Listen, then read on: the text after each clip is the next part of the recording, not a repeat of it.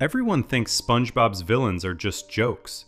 A tiny copepod who never wins, a pirate ghost, a bully, a bubble that pops. Silly, forgettable, made for laughs. But look closer at what each one actually wants, and a different pattern starts to show up. That pattern is exactly why in this video we break down every SpongeBob villain. Section 1. Sheldon J. Plankton. Every single fast food war needs two sides, and in Bikini Bottom, one side is a giant, wildly popular restaurant shaped like a crab trap, and the other side is a rundown restaurant nobody wants to eat at, run by a creature small enough to stand on the palm of a hand. That creature is Sheldon J. Plankton, and everything about his life is built around one goal. He wants the recipe for the Krabby Patty, and he has wanted it since the very first time he showed up on screen. Plankton was created by Stephen Hillenburg, the marine biologist who built the whole world of Bikini Bottom before he ever pitched it to a network. Hillenburg designed Plankton to look exactly like his name suggests, a tiny green copepod with a single yellow eye that has a red pupil, two long antennae, and a handful of stick-thin arms and legs that somehow still manage to hold wrenches, blueprints, and tiny robotic remotes. His voice belongs to an actor known professionally as Mr. Lawrence, who gives him a scratchy, nasal snarl that sounds like frustration itself learned how to talk. He did not appear in the very first episode of the show. That honor belongs to characters like Squidward and Mr. Krabs, who show up in the pilot episode called Help Wanted. Plankton entered the story a few months later in an episode simply called Plankton, which aired on July 31st, 1999. In that debut, he does exactly what he would go on to do in hundreds of episodes afterward. He tries to steal the Krabby Patty formula, using a scheme built around taking control of SpongeBob's own brain to walk him straight into the Krusty Krab safe. It fails, as almost every plan of his would for the next 25 years. But it set the pattern for the character immediately. Plankton is not slow, not stupid, and not lazy. He simply keeps running into a wall of bad luck, bad timing, and one extremely loyal fry cook standing in his way. His home base is the Chum Bucket, a restaurant so unpopular it has become a running joke on its own. Where the Krusty Krab is packed with customers day and night, the Chum Bucket usually sits empty, serving food nobody in Bikini Bottom actually wants to eat. Plankton built it himself, and he runs it alongside his wife Karen, who is not a living creature at all, but an artificially intelligent computer he built with his own hands. Karen is voiced by Jill Talley, and Hillenburg gave her that name on purpose, borrowing it directly from his own real-life wife, Karen Hillenburg. Karen, the character, often plays the role of the only voice of reason in the Chum Bucket, pointing out the holes in Plankton's plans long before they fall apart, and getting ignored almost every single time. What makes Plankton stand out among the villains of Bikini Bottom is not his size, even though the show constantly plays with the joke of a creature that small trying to take on a full-grown crab and a fast food empire. What makes him stand out is the sheer number of ways he has tried and failed to get what he wants. Over the many seasons of the show, he has hijacked brains, built robotic doubles of Mr. Krabs, dressed up in disguises, dug tunnels under the restaurant, built giant machines, shrunk himself down even smaller, and tried just about every trick a person could imagine, short of simply asking politely. In one especially memorable scheme, he built an entire robotic double of Mr. Krabs to walk right into the Krusty Krab and hand over the formula without anyone noticing the switch. In another, he teamed up with a completely different villain from the show, the costumed criminal known as Man Ray, joining forces for a single scheme before the partnership predictably fell apart. These plans rarely share anything in common except one detail. Nearly all of them end with Plankton flat on his back, covered in some kind of mess, screaming about how he will get the formula next time. It would be easy to stop the story there and call Plankton a one-note joke, a small green punchline who exists purely to lose. The show itself does not let him stay that simple. There is a softer, stranger side to his relationship with Mr. Krabs that shows up across several episodes. One that suggests these two men have history that goes far beyond simple business rivalry. In the episode Welcome to the Chum Bucket, it comes out that Mr. Krabs actually visits Plankton at the restaurant every single Thursday night. Not to steal secrets or start a fight, but to play cards with him. In the episode Best Frenemies, the two of them team up together to steal a milkshake from a third party, working side by side instead of against each other, at least until the shake's strange effects catch up with both of them. During a Christmas episode called Christmas Who, they are shown sitting together and singing a holiday song, with Mr. Krabs even giving Plankton a fruitcake as a gift, which Plankton dislikes and throws straight into the trash. None of this erases the rivalry. It just proves the rivalry is more complicated than a simple hero and villain setup, and that complexity becomes the center of the show's biggest attempt to explain where all of this actually started. That explanation arrives in the episode Friend or Foe, which opened the show's 5th season. The setup is simple. It is Mr. Krabs' birthday, and Plankton crashes the celebration, trying, as always, to get his hands on the formula. Once the chaos settles down, SpongeBob finally asks the question fans had been wondering about since the beginning. Why do these two men hate each other so much? Mr. Krabs answers, with a story told through a series of flashbacks. According to his version, he and Plankton were born on the very same day, in the very same hospital, and grew up as best friends from that point on. Both of them were outsiders as kids. Plankton was mocked for being smart, seen as a nerd by classmates who did not know what to make of him, while Krabs was ridiculed for being poor, targeted by a group of local bullies led by a kid named Billy. The two of them stuck together through all of it, all the way up through a shared dream of opening a restaurant together someday. The story keeps going, and it eventually reaches the invention of the Krabby Patty formula itself, a recipe the two of them apparently built together as kids. Mr. Krabs describes an argument breaking out between them over the recipe, ending with the piece of paper getting physically torn in half in the middle of a struggle. Plankton ends up holding on to the smaller piece, one that only contains part of the ingredients, ending with the line about adding a pinch of chum.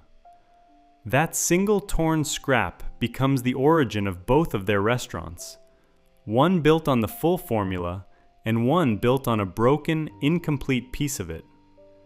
Here is where the episode gets genuinely interesting instead of simply sentimental. Plankton does not agree with a single detail of that story. He tells his own version, painting himself as the wronged party, and Mr. Krabs as the one who caused the falling out. SpongeBob notices immediately that the two accounts do not line up at all, and even says out loud that Plankton's version sounds nothing like the one Mr. Krabs told. When Karen finally weighs in, she does not side with either of them. She flatly states that both Mr. Krabs and Plankton are liars, leaving the true version of events completely unresolved.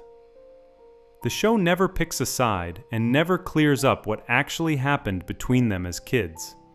What it does confirm, without any doubt, is that these two men share a real childhood, a real friendship, and a real betrayal buried somewhere underneath the surface of their daily fights over lunch orders. By the end of the episode, the two of them nearly reconcile completely, right up until Plankton uses the emotional moment as a distraction to steal the formula out of Mr. Krabs' pocket, proving that whatever softness exists between them, it never lasts long once money and pride get involved again. All of this sets up the single biggest difference between Plankton on television and Plankton on the big screen. Across the regular series, he loses constantly, week after week, without exception, in a loop the show treats as comedy. In the SpongeBob SquarePants movie, released in 2004, he finally gets what he has always wanted, and the show finally lets the audience see what Bikini Bottom looks like under his rule. The movie sets up its plot early. Mr. Krabs opens a second restaurant, the Krusty Krab 2, and SpongeBob spends the whole first act convinced he is about to be named manager of the new location. Instead, Mr. Krabs gives the job to Squidward, telling SpongeBob he still comes across as too much of a kid for that kind of responsibility.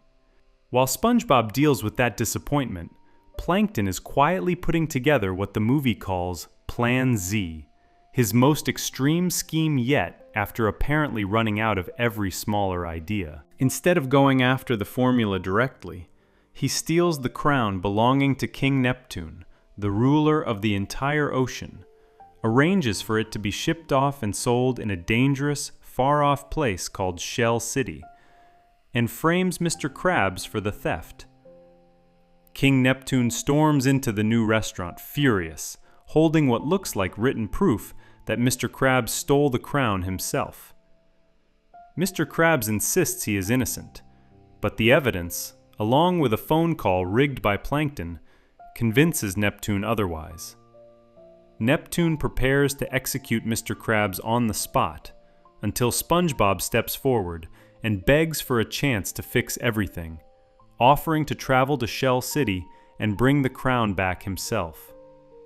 Neptune agrees to give him 10 days, a number that gets talked down to 6 days after Patrick speaks up during the negotiation.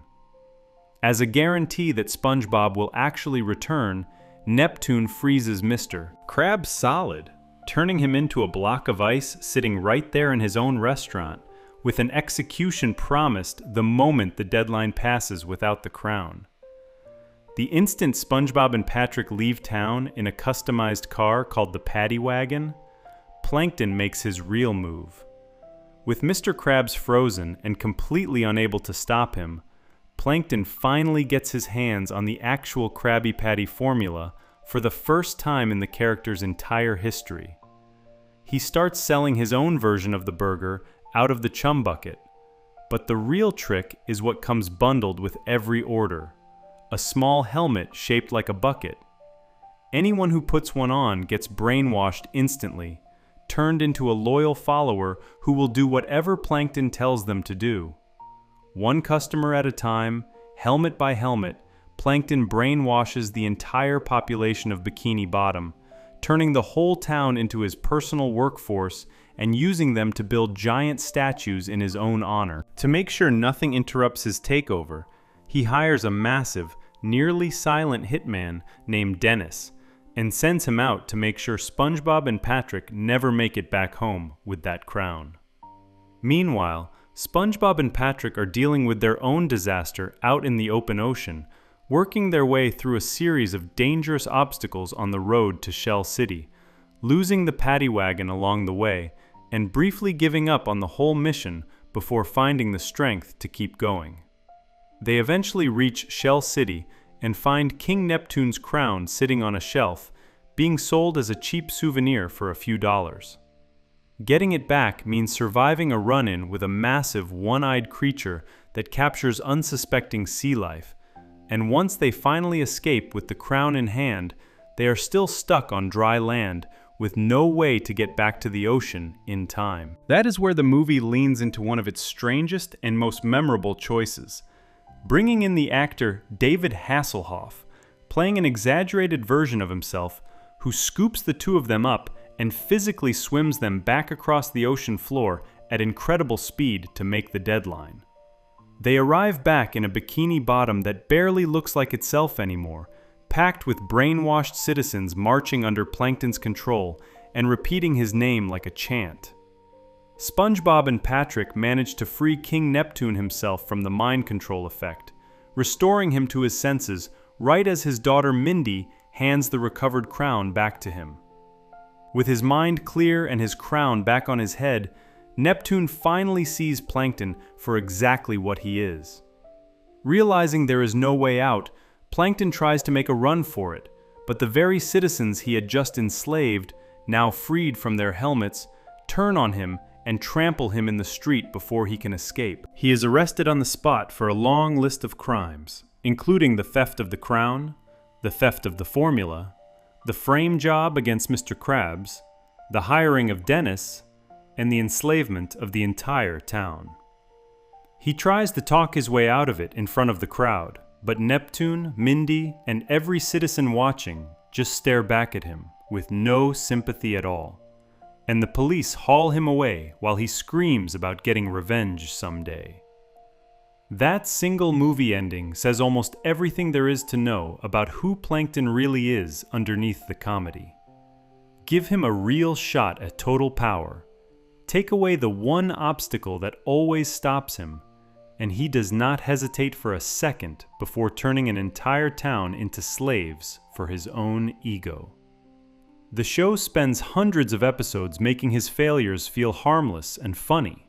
Small green rage against a much bigger world. But the one time the writers let him actually win, that win turns ugly almost instantly. He is not a villain who wants to be understood or forgiven. He is a villain who wants to be obeyed. And the only thing standing between Bikini Bottom and that outcome over and over again has been a sponge with a spatula and a crab who happened to grow up right next to him. Before we move on, if you're enjoying this analysis, please consider subscribing. It helps the channel tremendously. There is another villain in this same fictional world who did not need a stolen crown or a mind control helmet to take over anything. He simply put on a costume, picked a name, and became the one enemy that an entire fake superhero universe inside the show was built specifically to fight against. Section 2. Man Ray.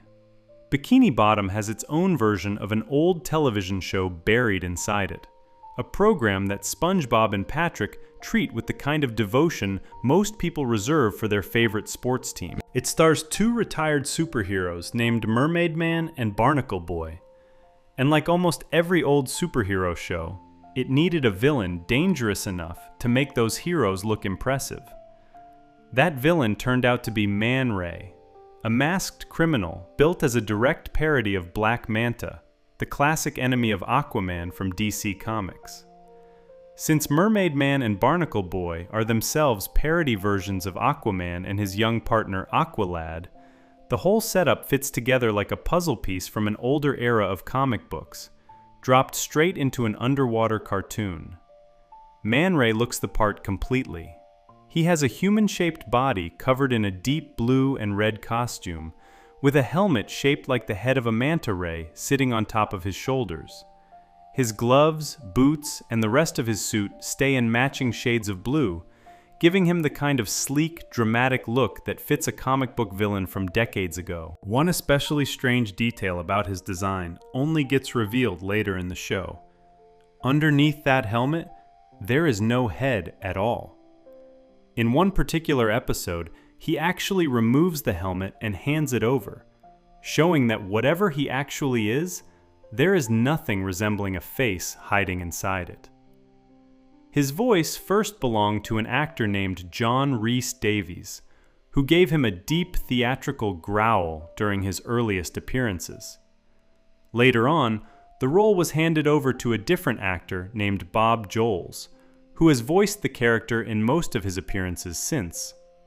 He gets mentioned by name before he ever physically shows up, brought up during a Season 1 episode centered on Mermaid Man and Barnacle Boy, long before the show decided to actually put him on screen. His true debut comes in Season 2, in an episode called Mermaid Man and Barnacle Boy 3. That episode sets up almost everything future stories about him would build on. Years earlier, in the show's own history, Mermaid Man and Barnacle Boy managed to capture Man Ray and lock him away, freezing him solid inside a block of tartar sauce kept in a secret hideout called the Mermalair. When the two aging heroes decide to take a vacation, they leave their biggest fans, SpongeBob and Patrick, in charge of watching over the lair while they are gone. Naturally, the two of them end up thawing Man Ray out completely by accident, letting him loose for the first time in years. Man Ray does not get to walk free right away. He is still wearing something called a tickle belt, a device controlled by a small remote that causes him to burst into uncontrollable laughter the moment someone presses the button. As long as SpongeBob and Patrick hold on to that remote, Man Ray cannot actually do anything dangerous, no matter how badly he wants to. Realizing this, he switches tactics completely. Instead of trying to fight his way free, he convinces the two of them that he wants to change his ways and become a good person, playing along with whatever lesson they decide to teach him. SpongeBob and Patrick take the job seriously, walking him through simple demonstrations of kindness, including having Patrick drop his own wallet on the ground and then pretend to struggle carrying a heavy package, hoping Man Ray will learn to help strangers instead of hurting them. Man Ray grows irritated with how slow and foolish the whole lesson feels, and at one point he actually injures Patrick out of pure frustration. Patrick gets his revenge by mashing the tickle button over and over until the remote itself breaks, leaving Man Ray stuck laughing without any way to stop it. Once he finally manages to beg for mercy, SpongeBob and Patrick take that as proof that he has learned his lesson, and they remove the belt completely, letting him go free. The joke of the episode is that reforming him, even by accident, actually works for a little while. The moment Man Ray tries to rob a bank as his first act of freedom, he realizes he cannot bring himself to do it, still feeling the lingering effects of everything that just happened to him. Instead of pulling off a crime, he settles for something almost embarrassingly ordinary, applying for a regular bank card like an average citizen. It does not last. Somewhere down the line, off-screen, the urge to cause trouble comes back to him completely, and he returns to being exactly the villain Bikini Bottom's fictional superhero universe always needed him to be. From that point forward, Man Ray becomes one of the most frequently reused villains tied to the whole Mermaid Man and Barnacle Boy storyline, showing up across many different episodes spread out over the years. The show itself treats him as a serious threat within that fictional world, and SpongeBob even says directly, in dialogue, that Man Ray ranks as the single greatest enemy Mermaid Man and Barnacle Boy have ever faced, with only one other villain placed above him in that ranking, a character known as the Dirty Bubble. Man Ray also becomes the leader of a small group of villains that goes by the name Every Villain is Lemons, joining forces with other Bikini Bottom criminals whenever a bigger scheme calls for teamwork, instead of working alone. One of the more unexpected sides of his character shows up in an episode called Super Evil Aquatic Villain Team Up is Go.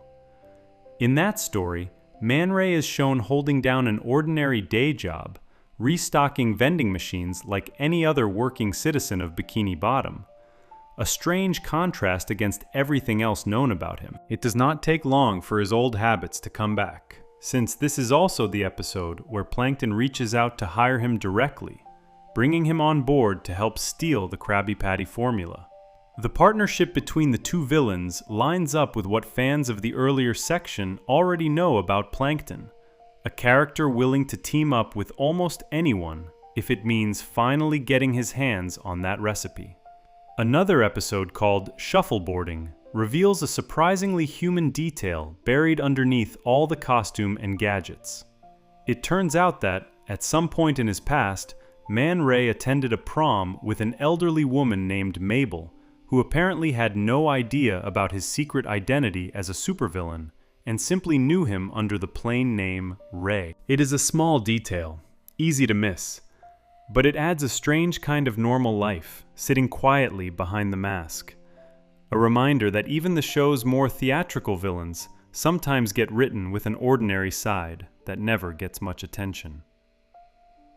The single biggest story ever built around Man Ray comes from a two-part episode called Back to the Past, which aired during the show's 7th season. The setup starts simple enough. Mermaid Man and Barnacle Boy reveal an old time machine sitting inside their hideout, warning SpongeBob and Patrick never to touch it, since using it carelessly could scramble the timeline itself. Patrick mistakes the machine for something else entirely and accidentally activates it, sending all four of them rocketing backward through time to the exact point in history when a much younger Mermaid Man and Barnacle Boy are about to defeat Man Ray for the very first time. In the original version of that moment, the young heroes were supposed to pour a bucket of tartar sauce over Man Ray, freezing him solid and locking him away for decades, which sets up the very same frozen villain that SpongeBob and Patrick would later accidentally thaw out years afterward. Patrick, unable to resist, eats the tartar sauce meant for that exact purpose before it ever reaches Man Ray, completely erasing the moment that was supposed to trap him. Without that block of tartar sauce, Man Ray manages to escape and defeat the young heroes on the spot, changing history in an instant.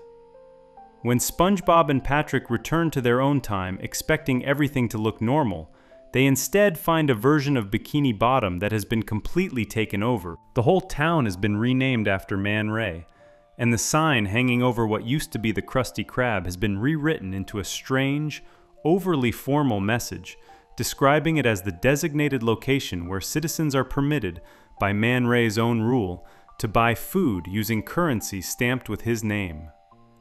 Inside, they discover that the older Mermaid Man and Barnacle Boy from their own timeline are gone entirely, having already lived out their lives and died sometime before this moment, while the younger versions of the same two heroes, the ones just defeated back in the past, are now forced to work at the restaurant themselves, one of them flipping food and the other one working the register, trapped under Man Ray's rule for the rest of their lives. Realizing the damage they caused, SpongeBob and Patrick travel back into the past a second time, undo Patrick's mistake, and make sure the tartar sauce lands exactly where it was always supposed to, restoring the timeline and putting Man Ray back into the same long imprisonment that the entire earlier storyline had already established.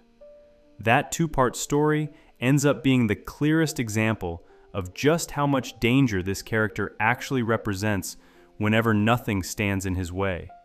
Every regular episode featuring Man Ray treats him as a recurring nuisance for two aging superheroes to deal with, usually ending in another arrest and another prison sentence. Given even a small opening, a single missing bucket of tartar sauce, an entire town's history changes completely, and two heroes who dedicated their whole lives to stopping him end up working for him instead. Unlike Plankton, whose threat comes from his own hands, his own restaurant, and his own real place inside Bikini Bottom's daily life, Man Ray's entire existence is tied directly to a fictional superhero show running inside the world of the actual show, built from stolen gadgets, borrowed weapons, and whatever piece of the hero's own equipment he happens to get his hands on at the time. He is dangerous because the story built around him needs him to be.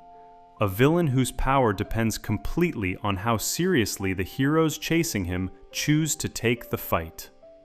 Before we move on, if you're enjoying this analysis, please consider subscribing. It helps the channel tremendously. There is one other name mentioned right alongside Man Ray's every time the show ranks its greatest threats to Mermaid Man and Barnacle Boy. A rival supposedly even more dangerous than the manta-helmeted villain covered here. And that name belongs to a very different kind of enemy entirely. Section 3. The Dirty Bubble. Two villains into this rundown, a pattern has already started to form. Bikini Bottom's most dangerous enemies do not always look like traditional monsters or masked criminals. Sometimes the greatest threat two aging superheroes have ever faced looks like something a child might blow out of a plastic wand at a birthday party. That is exactly the case with the third villain in this lineup, a floating, transparent creature known simply as the Dirty Bubble, ranked by SpongeBob himself, in his own words on the show, as the single greatest enemy Mermaid Man and Barnacle Boy have ever had to face, placed even above Man Ray in that same ranking. The design of the Dirty Bubble could not be more different from either of the two villains already covered in this series. He is not a tiny copepod running a failing restaurant, and he is not a costumed human wearing a manta ray helmet. He is, quite literally, a giant bubble, translucent and round, floating through the water like something that escaped from a bathtub. When he is behaving himself, or at least appears to be behaving himself, his surface takes on a clear, pale blue color. Most of the time, however, he shows up in his natural, far more unpleasant state, a murky brown shade that gives him his name.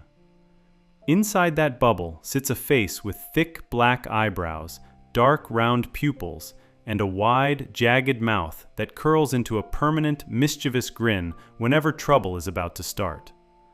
That grin, paired with a booming, theatrical laugh, tends to show up right before something in Bikini Bottom is about to go very wrong. His signature ability plays directly into his shape. Instead of fighting with fists or weapons the way a more conventional villain might, the Dirty Bubble simply floats down over whatever he wants to capture and absorbs it directly into his own body, trapping people and objects inside him, like prisoners sealed behind a wall of soap. Anyone unlucky enough to get pulled inside finds themselves stuck, unable to escape until the bubble itself is popped, or the person manages to break free from within.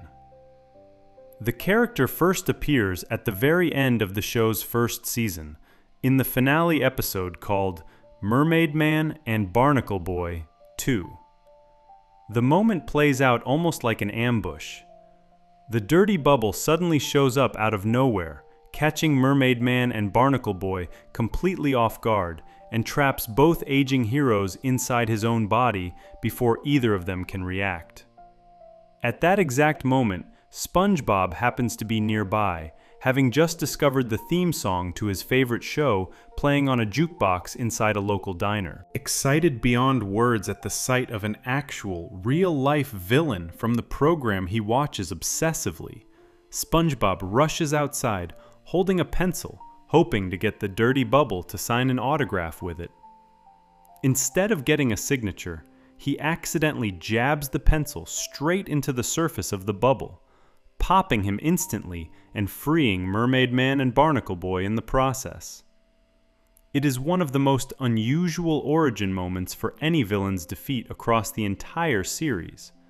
A genuine supervillain undone by a child's excitement and a school supply, without SpongeBob even realizing what he had actually just done.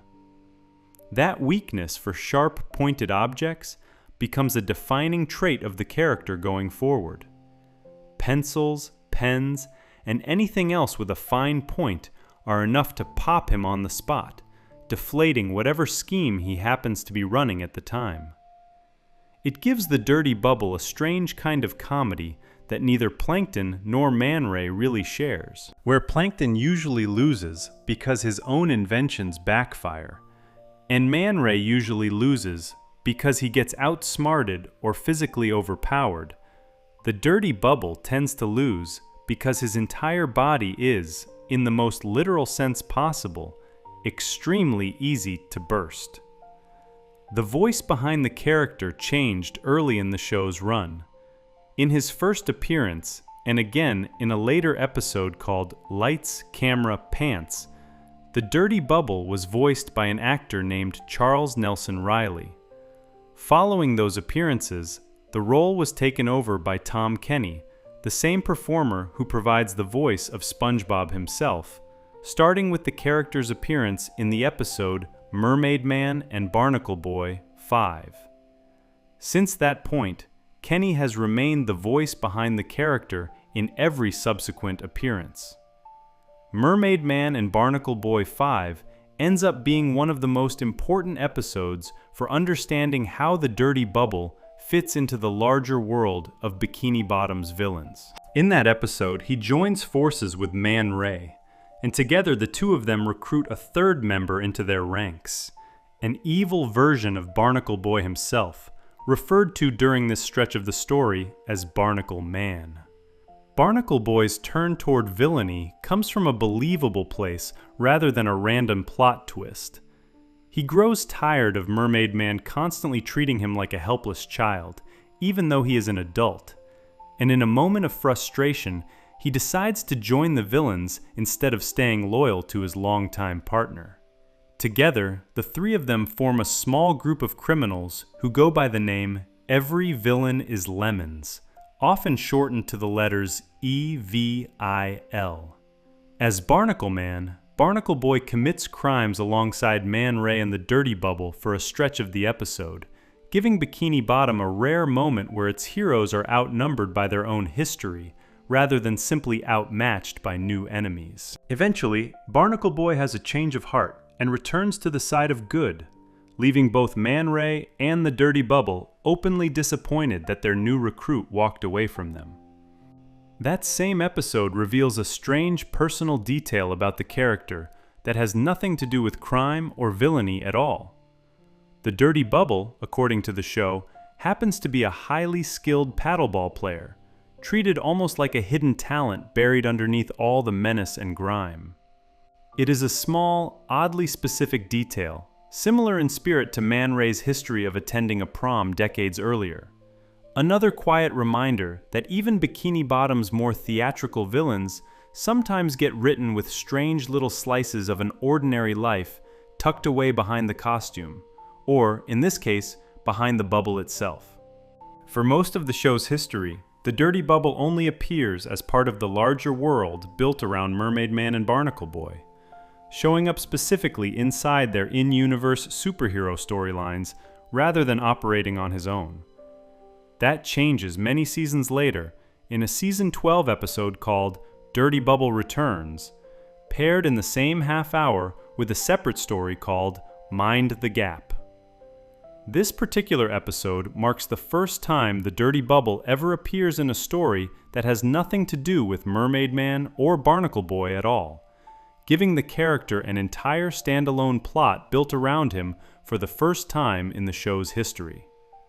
The episode opens with a version of the Dirty Bubble at his most dangerous, cornered by the police at the Bikini Bottom power plant after a spree of trouble across town. He has already tied up a police officer named Al Gristlepuss to an antenna, and when a local television reporter named Perch Perkins arrives to cover the standoff, the Dirty Bubble threatens to eat the police chief unless the town agrees to meet his demands.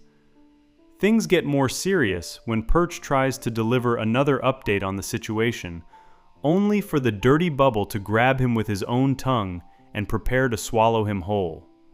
Before that can happen, the police manage to close in using special tools called bubble wands, capturing him just in time to save the reporter and placing him under arrest. He is sealed inside a glass jar and taken away to serve out a sentence. 6 months later, the Dirty Bubble is released from custody, but something about him has changed completely. He comes back clean, both in appearance and in attitude, describing himself now as the Clean Bubble, a reformed, gentler version of the same character. This is the moment the episode reveals the biggest secret about how the character actually works, underneath all the crime and comedy. According to the story, the Dirty Bubble's entire personality depends directly on how dirty his body currently is. Covered in grime, he becomes cruel, aggressive, and dangerous. Kept spotless, he becomes calm, kind, and completely harmless, to the point where even a small speck of dirt or a bit of lint clinging to his surface is enough to start tipping him back toward his darker side. Hoping to start fresh, the newly reformed Clean Bubble takes a job at the Krusty Krab, working as a dishwasher, giving the show a chance to put him directly alongside SpongeBob for an extended stretch of the episode. SpongeBob, always eager to make a new friend, welcomes him warmly, and the Clean Bubble even gives himself a shortened nickname, asking to be called DB from that point forward. Mr. Krabs, never one to waste an employee's time on easy work, assigns him the far less pleasant task of scrubbing out the restaurant's dirty toilets instead of simply washing dishes. SpongeBob reassures him that the job will be simple and promises to help keep him clean throughout the process. The moment DB actually looks down into the grime sitting inside the toilets, something shifts.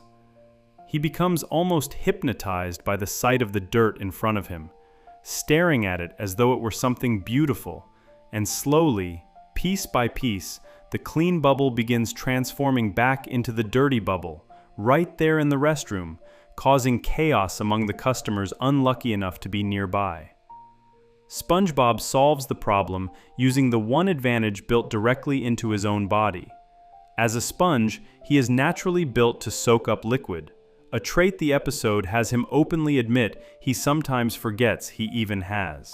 After absorbing a mouthful of dirty sink water during the chaos, he spits it directly onto the transformed dirty bubble, and the grime is enough to shift his condition back toward the cleaner, gentler version of himself.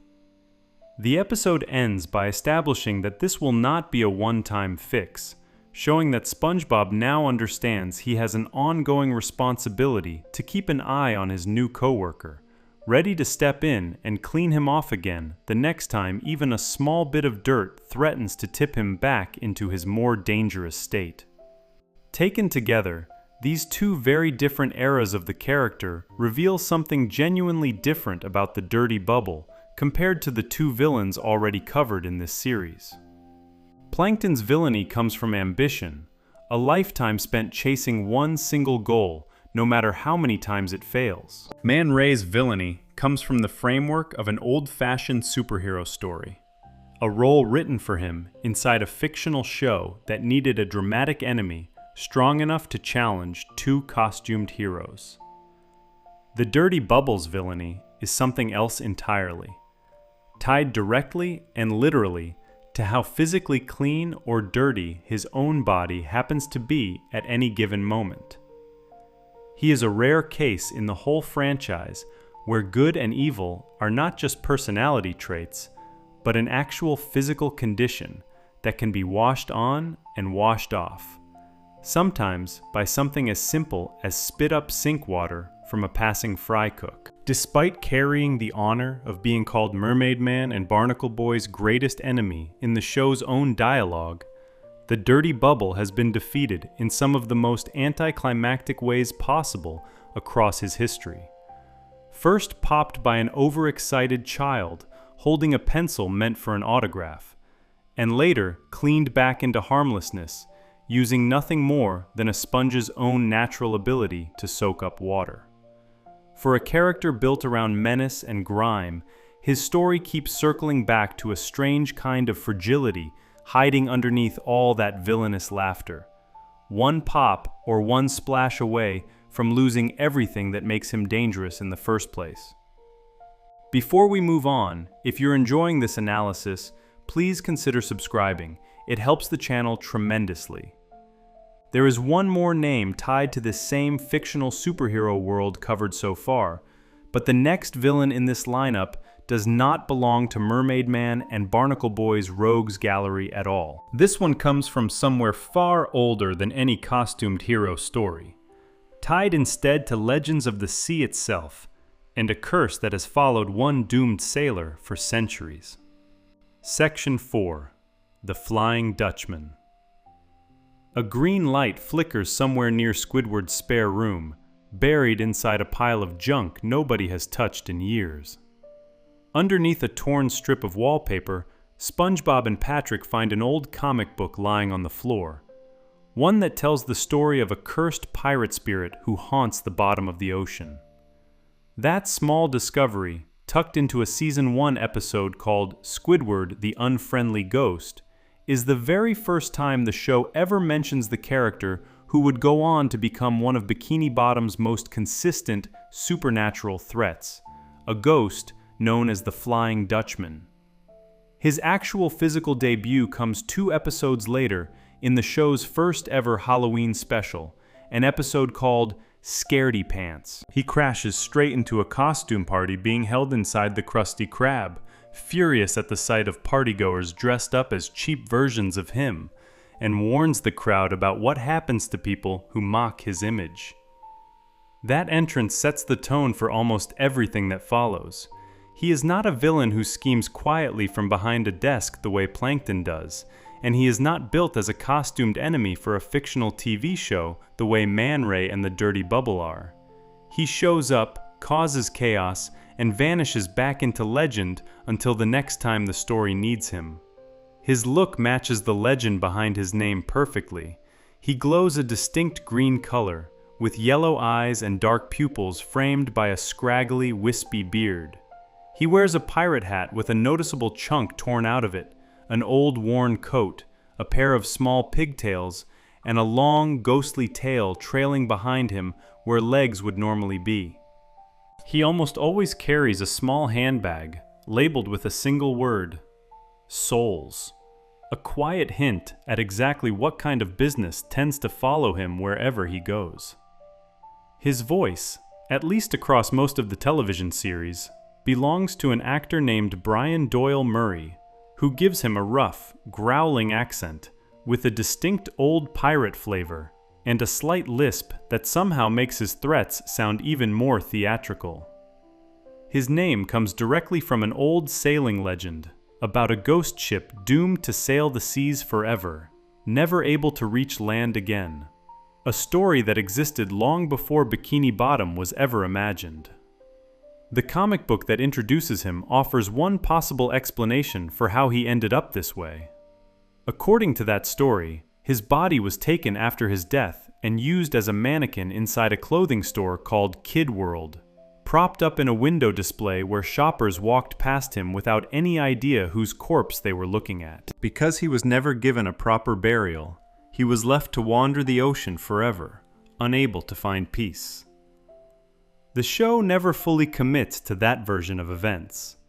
Several later episodes contradict small details of the mannequin story, and the character's true origin is treated as a loose end on purpose, something the writers have chosen never to nail down completely.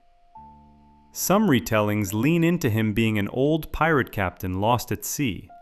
Others suggest a different fate entirely, and the show simply lets these versions sit side by side without forcing them to match. His personality mixes real menace with a strange sense of humor. He comes across as gruff, proud, and openly cruel in most of his appearances, someone who enjoys frightening people and collecting their souls simply because it entertains him, not because he needs to. At the same time, the show gives him small quirks that make him feel less like a pure force of evil and more like a strange, larger-than-life character with his own habits and pride. He has not worn shoes in over 5,000 years, since ghosts have no real need to tie laces on feet they no longer have, though this fact does not stop him from wearing a sock over his tail simply because he enjoys the feeling. He has also won a yearly contest for tying fancy knots for roughly 3,000 years running, a strange point of pride for a pirate spirit otherwise known for burning people and stealing souls. He keeps company with other ghosts from time to time, has been described as something of a womanizer in a handful of appearances, and shows a clear soft spot for bonding with other spirits who share his interests, even while treating living Bikini Bottom residents with nothing but contempt. The clearest look at how dangerous he can be when someone actually crosses paths with his world comes from a Season 2 episode called Shanghaied. The story begins with a giant anchor crashing down out of nowhere, smashing directly into SpongeBob's house, and then into Squidward's home right after. Furious about the damage, Squidward begins climbing the anchor's chain to track down whoever dropped it, with SpongeBob and Patrick following close behind. At the top, the three of them discover a glowing green ghost ship floating in the water above Bikini Bottom, and stepping aboard turns out to be a serious mistake. The Flying Dutchman appears from his cabin and informs all three of them that anyone who sets foot on his ship becomes part of his crew for eternity, no exceptions. Squidward, true to form, immediately starts complaining about the unfairness of the situation, which only earns him repeated blasts of fire from the Dutchman's nostrils as punishment. His constant griping finally pushes the ghost too far, and he gets thrown through a strange, zipper-shaped portal called the Fly of Despair, a chaotic, nightmarish dimension filled with disturbing imagery that traps him for a stretch of the episode. Terrified by what just happened to their friend, SpongeBob and Patrick agree to help the Dutchman with his usual work, joining him on a mission to haunt the citizens of Bikini Bottom. The plan falls apart almost immediately. Despite the Dutchman personally demonstrating how to properly frighten people, SpongeBob and Patrick prove hopeless at the job, causing more damage to the ship than actual fear among the townspeople. Fed up with their performance, the Dutchman decides there is no more use for them as crew members and announces that he plans to eat them instead. Cornered and desperate, SpongeBob and Patrick try to escape by stealing something they discover the Dutchman cannot function without: a special dining sock he needs in order to eat at all. This sets up a standoff that ends with the Dutchman offering a trade, granting the group 3 wishes in exchange for getting his sock back. Patrick wastes the first wish almost immediately, without thinking it through. The Dutchman then decides who receives the final wish using his own version of the classic eeny, meeny, miny, moe counting game. In the version of the episode that has aired most often since its original broadcast, that final wish goes to SpongeBob, who wishes that the Dutchman would become a vegetarian, hoping it would stop him from eating them. The wish technically works, but instead of setting them free, all 3 of them end up transformed into pieces of fruit, and the newly vegetarian Dutchman still intends to blend them into a smoothie, sending the episode into a final chase scene before it ends. This particular episode originally aired as a special event called You Wish, where viewers were invited to vote by phone or over the internet on which character should receive that final wish, with 3 different endings filmed in advance depending on the outcome. SpongeBob's fruit smoothie ending won that vote and has remained the version shown in reruns and home releases ever since, while the alternate endings involving Patrick wishing for chewing gum and Squidward wishing he had never met his 2 neighbors were later released separately as bonus material, each one ending with all 3 characters getting eaten regardless of which wish was chosen. Beyond individual episodes like this one, the Flying Dutchman is also tied to a location treated as Bikini Bottom's own version of the underworld, a cavern containing something called Davy Jones' Locker. Rather than functioning as a serious afterlife concept, the show plays the location for comedy, revealing it to be a literal locker stuffed with smelly socks belonging to a real-life singer named Davy Jones. A joke that lets the show use the location as a stand-in curse word throughout the series without ever having to depict anything genuinely frightening. The character's importance to the franchise grew even further with the release of a movie called The SpongeBob Movie: Search for SquarePants, which reached theaters on December 19, 2025.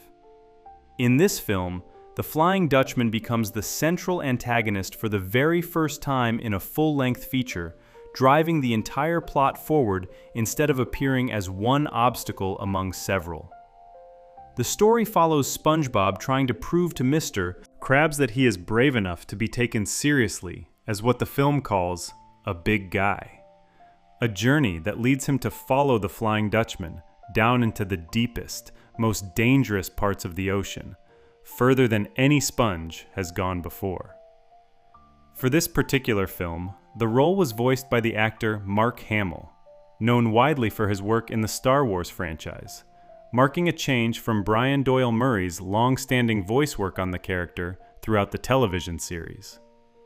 Across every appearance, from a comic book found buried in a cluttered spare room to a starring role in a modern theatrical film, the Flying Dutchman has remained the one villain in Bikini Bottom whose danger never depends on schemes, costumes, or rivalries built around money or reputation.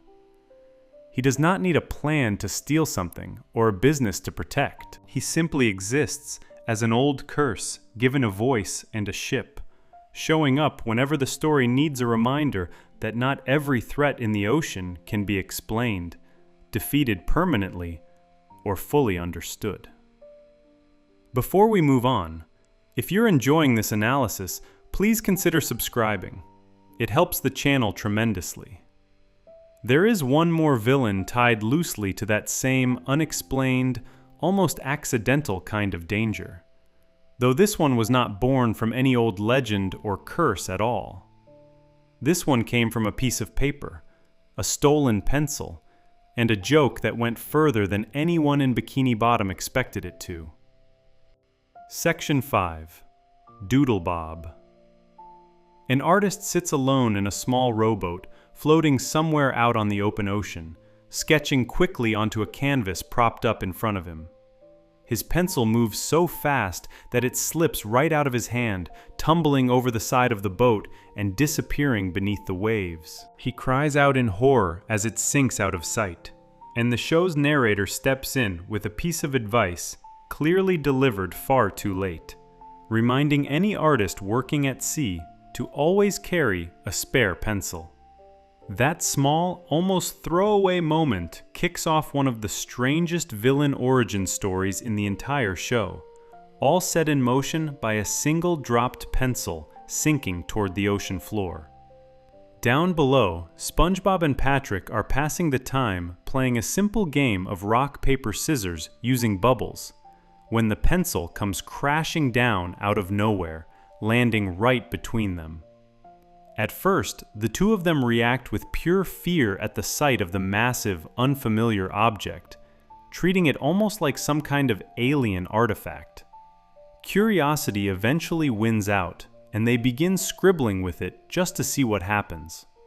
What they discover changes the rest of the episode completely. Anything drawn with this particular pencil comes to life the moment the lines are finished, turning simple sketches into real, moving creations. They quickly nickname it the Magic Pencil, and immediately start imagining all the ways a tool like that could be used for fun. SpongeBob's first real idea with the pencil is a prank aimed squarely at Squidward. He draws a crude, sloppy sketch of himself, hoping to use the drawing to fool his neighbor into thinking something strange is going on. The creation that results from that sketch becomes known as Doodle Bob, a rough, two-dimensional version of SpongeBob that looks like a hasty scribble brought to life, rather than a proper copy of the real thing. The prank does not go the way SpongeBob planned. Instead of playing along with the joke, Doodle Bob turns violent almost immediately, beating up Squidward without warning and then snatching the magic pencil for himself before running off to cause as much damage as possible across the neighborhood. From that point forward, the episode turns into an escalating battle between SpongeBob and his own crude creation. SpongeBob eventually manages to get the upper hand and uses the pencil's built-in eraser to rub Doodle Bob out of existence entirely, seemingly ending the threat for good. What neither SpongeBob nor Patrick realize is that a single lone arm survives the erasing, left behind and completely unnoticed. Once night falls, that arm sneaks back into SpongeBob's house, steals the pencil right out from under him, and uses it to redraw the rest of its own body, bringing Doodle Bob back into the story with a fresh set of angry-looking eyebrows added for good measure. The newly restored Doodle Bob wastes no time going after SpongeBob directly, attempting to erase him the same way he had just been erased himself.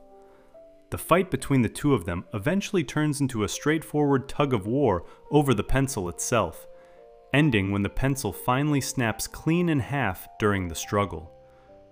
Doodle Bob ends up holding on to the eraser end, while SpongeBob is left holding the end with the actual pencil lead, giving each of them one half of the same weapon. Doodle Bob solves this imbalance almost immediately by sharpening his own half, giving himself both a working point and an eraser in one single piece, while SpongeBob is left defending himself with a plain, dull stick. During the chaos of their ongoing duel, the pencil accidentally flies out of a window and smacks Squidward directly in the head, adding one more unlucky hit to a character who has already taken more damage in this single episode than almost anyone else on the show. The final confrontation between SpongeBob and Doodlebob comes down to a small, almost accidental detail buried in the setting around them. As Doodlebob corners SpongeBob in front of a bookshelf, preparing to finish him off, he accidentally steps onto a loose sheet of paper lying on the floor. Because Doodlebob himself is a two-dimensional drawing, stepping onto that paper causes his foot to become absorbed directly into the page, trapping him in place at exactly the wrong moment.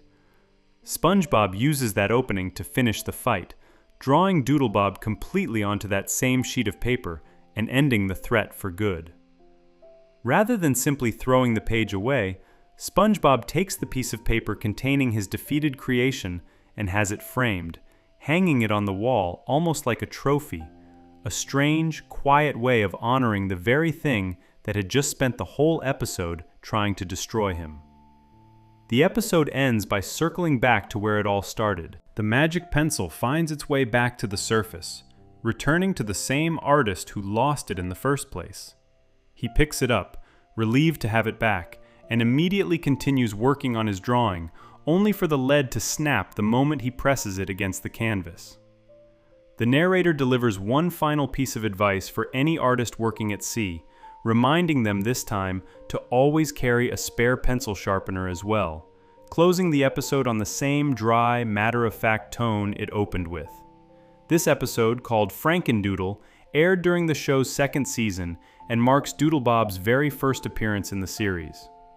The artist seen at the very start of the episode is voiced by an actor known professionally as Mr. Lawrence, the very same performer who provides the voice of Plankton throughout the rest of the show.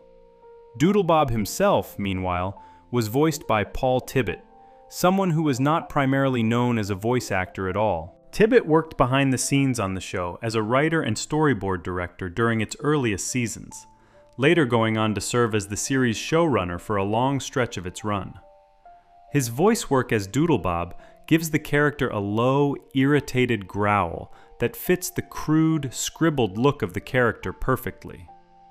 For most of the episode, Doodlebob communicates only through grunts, growls, and gibberish sounds rather than real words, though he does briefly slip into a clear line of actual English at one point, announcing exactly who he is and calling SpongeBob out directly during their fight.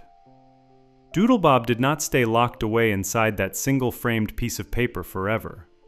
He reappears many years later in a Season 11 episode called Doodle Dimension, which originally aired in 2018. That story begins when SpongeBob and Patrick visit Sandy's house and end up fooling around with a machine she has been building, one designed to open a portal into other dimensions. Ignoring her warnings, the two of them accidentally activate the device and get pulled straight through the portal into a completely blank, empty dimension made of nothing but white space. Once they get over their initial fear, they realize they are able to draw objects directly into this new world, bringing anything they sketch to life the same way the magic pencil once worked back in Bikini Bottom. Missing their friends despite being trapped there together, Patrick ends up drawing his old nemesis back into existence, bringing Doodlebob into this new dimension without fully considering what that decision might unleash. The character causes trouble almost immediately, splitting himself into several smaller copies that latch onto Patrick and bite at him. When SpongeBob tries to wash the smaller doodles away using a hose that sprays doodled water, the runoff creates a puddle that Doodlebob lands in, and the sudden exposure causes him to grow into a massive, oversized version of himself. From there, Doodlebob ties Patrick up and drags him off to a hand-drawn castle, forcing SpongeBob to mount a rescue mission on his own. The chase leads to another wave of miniature doodle copies being summoned to attack, until SpongeBob comes up with the idea of drawing a balloon and offering it to the tiny doodles as a distraction, letting them float harmlessly away while he and Patrick regroup. With the immediate threat cleared, the two of them realize they still need a way back to their own world, and SpongeBob solves the problem by drawing a doodle version of Sandy, using her hand-drawn likeness to open a path back home. One small detail sets this reappearance apart from a completely smooth continuation of the earlier story. Paul Tibbitt was not brought back to record new lines for Doodlebob in this later episode. Instead, the show reused and edited old audio clips of his original performance from Frankendoodle, giving Doodlebob the same voice heard years earlier without requiring a fresh recording session. The episode also treats the moment of Doodlebob's creation a little strangely, since neither SpongeBob nor Patrick appear to recognize him right away, despite having personally lived through the events of Frankendoodle together. Doodlebob's presence in the franchise did not stop with these 2 television episodes. He went on to serve as the primary villain of a Nintendo DS video game called Drawn to Life, SpongeBob SquarePants Edition, built entirely around the same magic pencil concept introduced in his debut episode. He also appears in a handful of later episodes and stands as the driving force behind the overall plot of another story called Curse of the Were-Doodle. Decades after his original appearance, Paul Tibbitt returned once more to voice the character for a short piece made to celebrate the show's 25th anniversary, giving the crude little sketch one more moment in the spotlight long after most viewers had likely forgotten how strange his very first appearance actually was. What makes Doodlebob stand out from every other name covered so far in this rundown comes down to exactly what kind of threat he represents. He is not a business rival, a costumed comic book stand-in, an ancient curse, or a creature built from grime and bad temper. He is an incomplete, rushed sketch of a friendly character, missing plenty of the fine details that make the real SpongeBob who he is, and yet somehow every bit as capable of violence, destruction, and clever survival as any of the villains that came before him in this list. He was never meant to be dangerous at all. He was meant to be a harmless joke, aimed at an annoying neighbor. And that gap between intention and outcome is exactly what makes his short but memorable run through Bikini Bottom's history worth remembering. Before we move on, if you're enjoying this analysis, please consider subscribing. It helps the channel tremendously. There is one more villain left to look at from this stretch of the show's history, and this one did not come from a stolen pencil, an old sea legend, or a fictional superhero universe built for laughs. This one arrived wearing a suit, carrying a folder full of instructions, and speaking in a voice built to make grown adults nervous the moment he walked through the door. Section 6. Dennis the Hitman. A gas station sits quiet along the edge of the open ocean.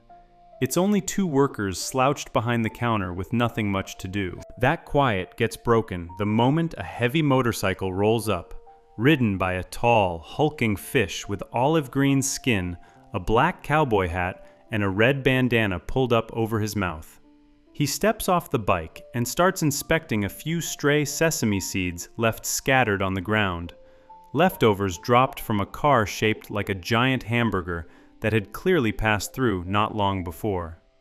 The 2 gas station workers, a pair of hillbilly-looking fish named Floyd and Lloyd, decide to poke fun at his hat. It is the last joke either of them ever gets to make with a working mouth, since the stranger reaches out and literally rips their mouths clean off their faces before climbing back onto his bike and continuing on his way. That stranger's name is Dennis, and his entrance into the SpongeBob SquarePants movie remains one of the most unsettling character introductions the franchise has ever produced. Dennis serves as the secondary antagonist of the 2004 film, hired directly by Plankton for one specific job: tracking down and eliminating SpongeBob and Patrick before they can bring King Neptune's crown back to Bikini Bottom. Plankton's entire scheme depends on Mr. Krabs staying frozen and blamed for a crime he never committed, and if SpongeBob and Patrick succeed in their mission, that whole plan falls apart.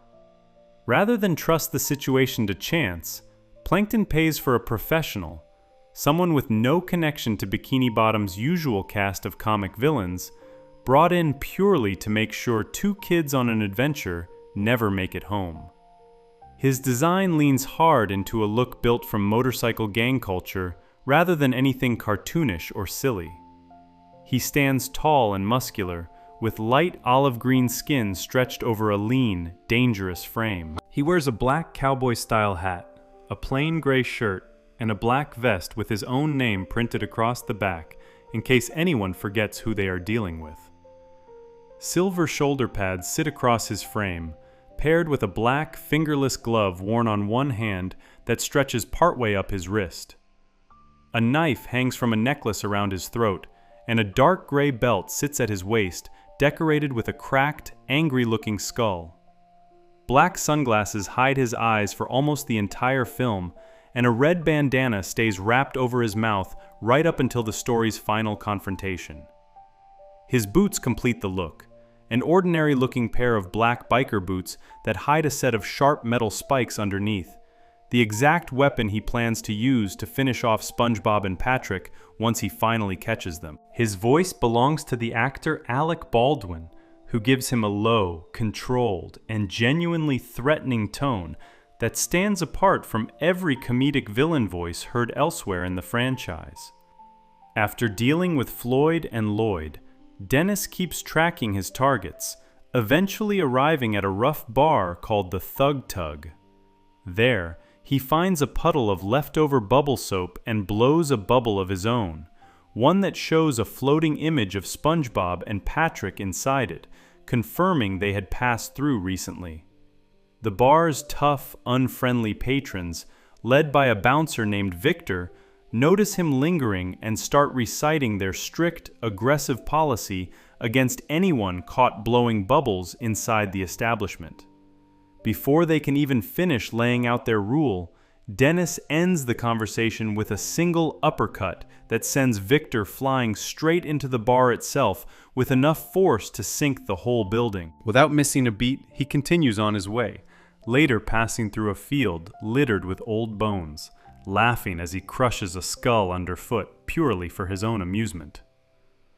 The two sides finally cross paths directly near the outskirts of Shell City, close to the edge of a stretch of ocean known as the Deep Dark Trench. Dennis introduces himself plainly, explaining exactly what he is and why he has been following them for so long.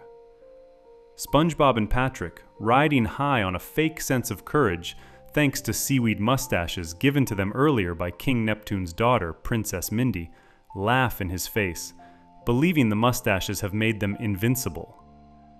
Dennis wastes no time correcting them, ripping the fake mustaches straight off their faces and revealing them for the harmless props they always were. To drive the point home even further, he grows a real mustache of his own, on command.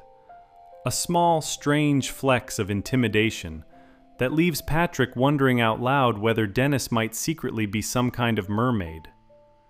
Once the two of them are thoroughly rattled, Dennis explains his real purpose clearly, telling them that Plankton sent him specifically to make sure they never make it back home with that crown, protecting the secret of his own successful theft of the Krabby Patty formula back in Bikini Bottom.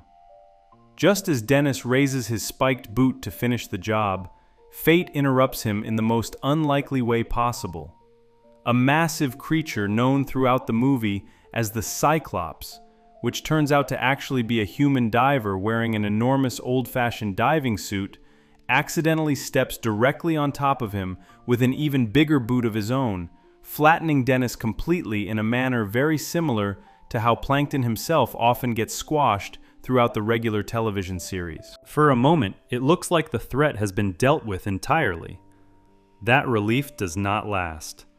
During the movie's climax, as SpongeBob and Patrick hitch a ride home riding across the back of the real-life actor David Hasselhoff, who is swimming them back to Bikini Bottom at incredible speed, Dennis reappears, having somehow peeled himself back off of the Cyclops diver's boot and survived the encounter completely intact. He resumes his attack immediately, accidentally stabbing Hasselhoff in the backside at one point while trying to strike at SpongeBob directly, then chasing the two of them back and forth between Hasselhoff's legs as they scramble to stay out of reach. Cornered eventually, SpongeBob tries offering Dennis a bribe using fake amusement park currency called Goofy Goober Dollars, a desperate move that fails completely and only results in Dennis grabbing him by the throat. SpongeBob's last resort turns out to be the same trick that helped defeat other threats earlier in the story, blowing a spray of soap bubbles directly into Dennis's eyes, forcing him to release his grip long enough for Patrick to catch SpongeBob before he falls. Furious and now cornered against Hasselhoff's heel, Dennis raises his spiked boot one final time, ready to crush both of them at once. Before he can bring it down, the sound of a boat horn cuts through the chaos, and Dennis turns just in time to see Hasselhoff swimming directly toward an oncoming catamaran. Unable to avoid it in time, Dennis gets knocked clean off of Hasselhoff's body by the passing boat, sent flying out of the scene entirely. He never appears again for the remainder of the film, and his exact fate is left completely unresolved, a rare instance in the franchise where a defeated villain simply vanishes from the story without a clear final outcome shown on screen. Because the SpongeBob SquarePants movie was originally treated by its creator as a possible send-off for the entire series, rather than the start of an ongoing film franchise. Dennis did not return to the world of the show again for a long stretch of time afterward. For years, his only additional presence came in the form of a non-speaking cameo, appearing on a wanted poster hanging inside a police station during a later episode called Call the Cops. A small detail confirming that he was still considered a criminal on the run within the show's own continuity, whatever his exact fate after the boat collision turned out to be. Dennis eventually returned properly to the world of the television series in an episode called Captain Pipsqueak, marking his first true physical appearance outside of the original film. In this episode, he shows up alive and well, auditioning alongside a group of other Bikini Bottom criminals, hoping to join forces as part of an organized group of villains. His design stays mostly consistent with his appearance from the movie, though this version of the character wears a brown cowboy hat and a pair of blue-tinted sunglasses instead of the black ones seen in his original debut. His voice also changes for this appearance, replaced by the actor Clancy Brown, the same performer who has voiced Mr. Krabs since the earliest days of the show, taking over the role instead of Alec Baldwin. What makes Dennis stand apart from every other name covered so far in this rundown comes down to how seriously the story itself treats him. Plankton loses constantly and gets played for comedy nearly every time he appears. Man Ray and the Dirty Bubble exist inside a fictional superhero show clearly built around exaggerated theatrics. The Flying Dutchman terrifies people, but usually ends his episodes with a joke, a chase, or a strange twist, rather than any real bloodshed. Doodlebob causes chaos, but he is, at the end of the day, a crude sketch drawn as a prank that spiraled out of control. Dennis is different.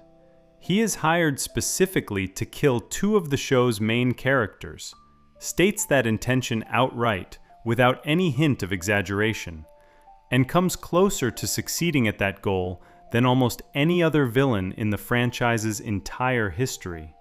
He remains on screen for a relatively short stretch of the film's total runtime, yet within that short stretch, he manages to become one of the most quietly dangerous figures Bikini Bottom's world has ever produced.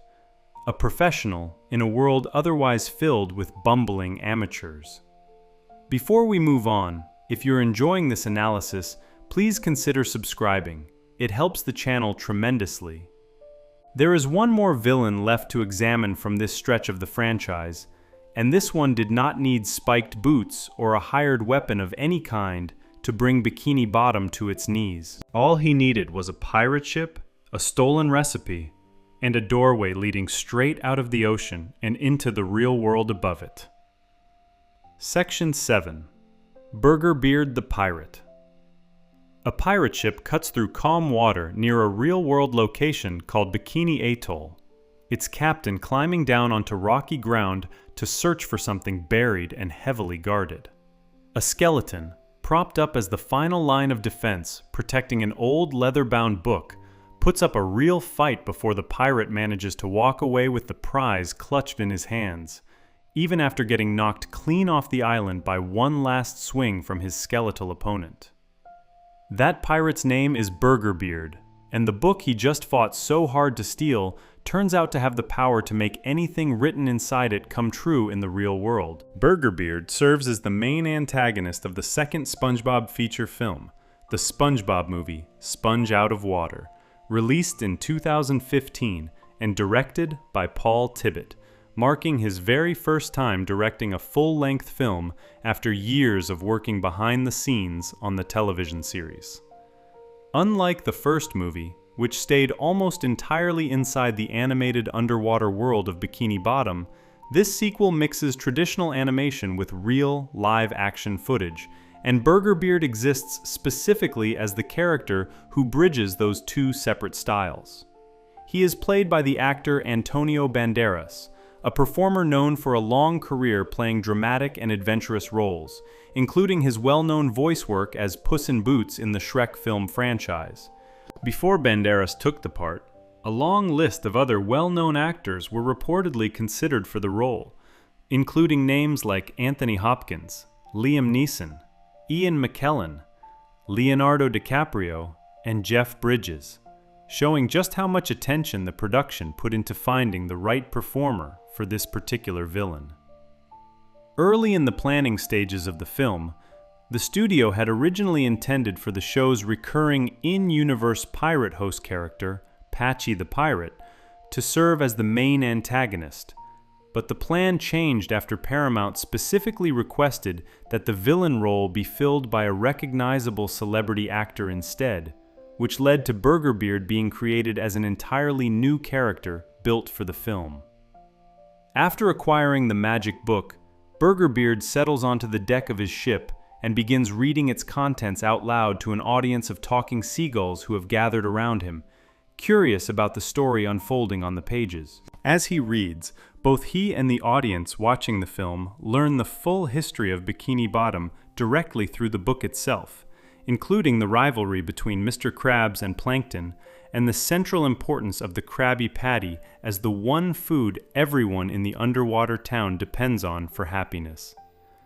Realizing the true power sitting in his hands, Burgerbeard decides to rewrite a portion of the story himself, using the book to instantly teleport the real Krabby Patty secret formula straight out of the Krusty Krab and onto his own ship, stealing it without ever having to set foot in Bikini Bottom at all. With the formula now in his possession, Burgerbeard converts his ship, known throughout the film as the Burgermobile, into a vehicle capable of driving on land as well as sailing through water. He parks it at a beach community called Salty Shoals and begins selling his own version of Krabby Patties to unsuspecting customers on the surface, profiting directly from a recipe that never belonged to him in the first place. Back underwater, the sudden disappearance of the formula sends Bikini Bottom spiraling into complete chaos almost overnight. Without patties to keep the town functioning normally, citizens grow increasingly desperate and irrational, and the community quickly collapses into a lawless, wasteland-like version of itself, filled with panic and disorder. During the confusion, a torn-out page from Burgerbeard's own book gets tossed into the ocean and eventually drifts down to land directly on top of Sandy Cheek's tree dome. The page shows an image of a burger, paired with the words, "marking the end of a story." And Sandy, driven half mad by the missing patties, like everyone else in town, becomes convinced the page is a message sent down from what the town starts referring to as the Sandwich Gods. Recognizing that Plankton is the obvious and most convenient suspect for the whole disaster, most of Bikini Bottom turns against him immediately. But SpongeBob refuses to believe his old rival is actually responsible this time. Instead, SpongeBob proposes something that would have sounded impossible under any normal circumstance, suggesting that the two of them team up and work together to track down the real formula and clear both of their names. Plankton, someone who has spent his entire existence chasing personal gain rather than cooperation, struggles at first to understand the basic concept of teamwork, giving the film's central relationship a rocky, uneasy start. Together, the two of them travel to the ruined remains of the Chum Bucket to rescue Karen, Plankton's artificially intelligent computer wife, hoping to use her processing power to help build a makeshift time machine capable of sending them back to the exact moment the formula first vanished. Once the machine is built and activated, their journey through time goes wrong almost immediately. Instead of landing at their intended destination, they are first flung 1 week into the future, arriving to find Bikini Bottom has already become a complete, lifeless desert, with only Patrick left, wandering through the empty streets for miles in every direction. From there, they overshoot even further, ending up at a distant space station occupied by a mystical cosmic dolphin named Bubbles, who has apparently been serving as an overseer of the entire universe for the past 10,000 years, keeping watch over the movement of the planets. While Bubbles briefly steps away to take a bathroom break, he leaves SpongeBob and Plankton in charge of watching the planets in his place, a responsibility the two of them fail almost immediately when Saturn and Jupiter crash directly into each other under their supervision. Furious over the mistake, Bubbles chases the pair back into their time machine, sending them tumbling further along on their journey.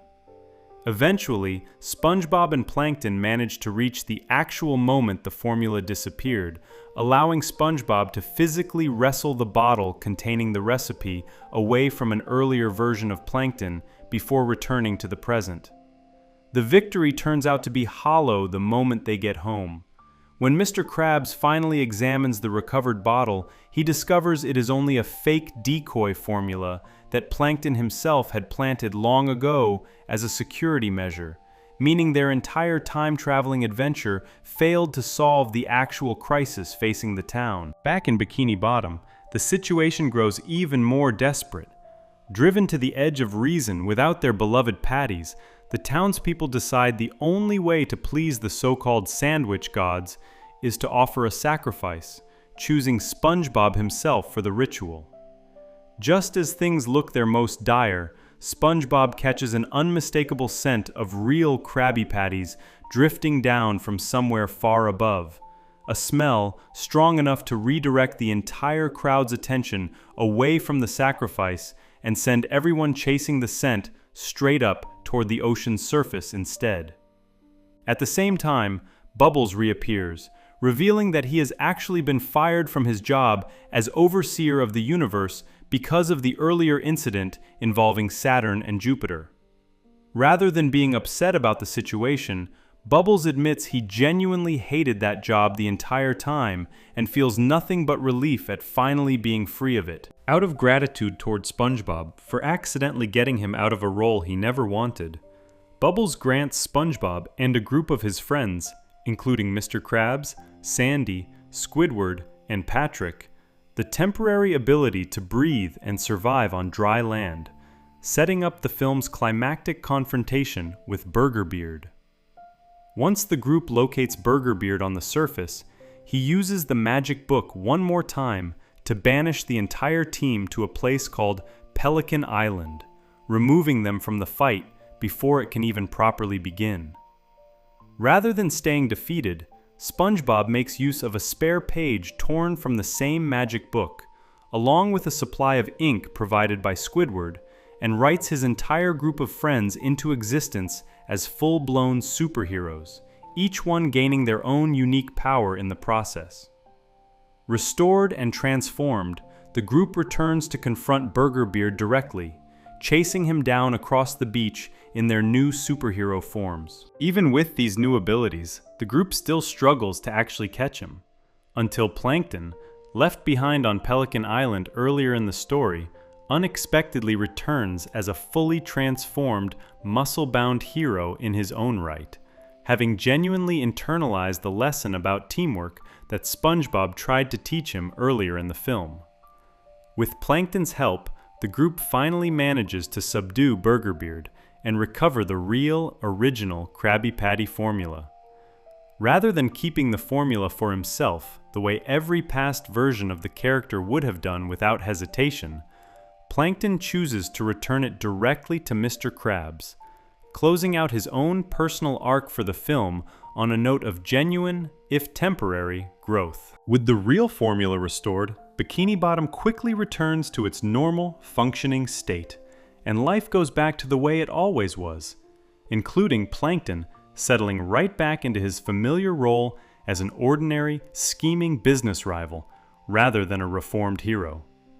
The film ends with Burgerbeard marooned back where his story began, sitting among his seagulls on the Bikini Atoll Island, breaking into a full performance of the actual SpongeBob SquarePants theme song, only to be interrupted by Bubbles the dolphin, who shows up for one final comedic rap battle against the seagulls before the movie fades out completely. What separates Burgerbeard from every other villain covered so far in this rundown comes down to the sheer scale of destruction his single theft manages to cause without him ever setting a single flipper or fin inside Bikini Bottom itself. Plankton needs elaborate, often ridiculous schemes just to get close to the formula, and even then, he almost always fails. Man Ray and the Dirty Bubble need an entire fictional superhero show built around them, just to feel like a real threat. Burgerbeard accomplishes more lasting damage with a single sentence written into a magic book than any villain before him managed across dozens of individual episodes combined, collapsing an entire underwater society into chaos from a location so far removed from Bikini Bottom that most of its citizens never even learn his name until the very end of the story. Before we move on, if you're enjoying this analysis, please consider subscribing. It helps the channel tremendously. There is one more villain left standing in this lineup, and this one did not need a magic book, a stolen formula, or even a physical body of his own to become one of the most dangerous names ever whispered about inside the walls of the Krusty Krab. This one exists only as a story, told late at night, about a cook who never should have thrown away his spatula. Section 8. The Hash-Slinging Slasher. A single overnight decision from Mr. Krabs turns an ordinary Tuesday into one of the most talked about nights in the entire history of the Krusty Krab. On his way out the door at closing time, Squidward refuses to take one final order from a customer, and Mr. Krabs happens to overhear the exchange. Instead of letting the moment pass, he gets an idea that changes everything for the two employees left standing behind the counter. From that point forward, the restaurant will stay open all day and all night without a single break, and Squidward and SpongeBob are the two unlucky workers stuck covering the very first shift. Squidward hates almost everything about the idea from the start, while SpongeBob treats the whole situation like the most exciting night of his life. As the hours drag on and the restaurant grows quieter, Squidward notices SpongeBob starting to get spooked by the darkness outside, particularly after being sent out alone to take out the trash. Rather than offer any comfort, Squidward sees an opportunity, deciding to have some fun at SpongeBob's expense by inventing a ghost story on the spot, one built specifically to terrify him for the rest of the night. The story Squidward tells becomes known throughout Bikini Bottom simply as the tale of the Hash-Slinging Slasher, a name so unusual that SpongeBob spends a good stretch of the conversation mangling it into a string of increasingly ridiculous mispronunciations before Squidward finally gets him to focus.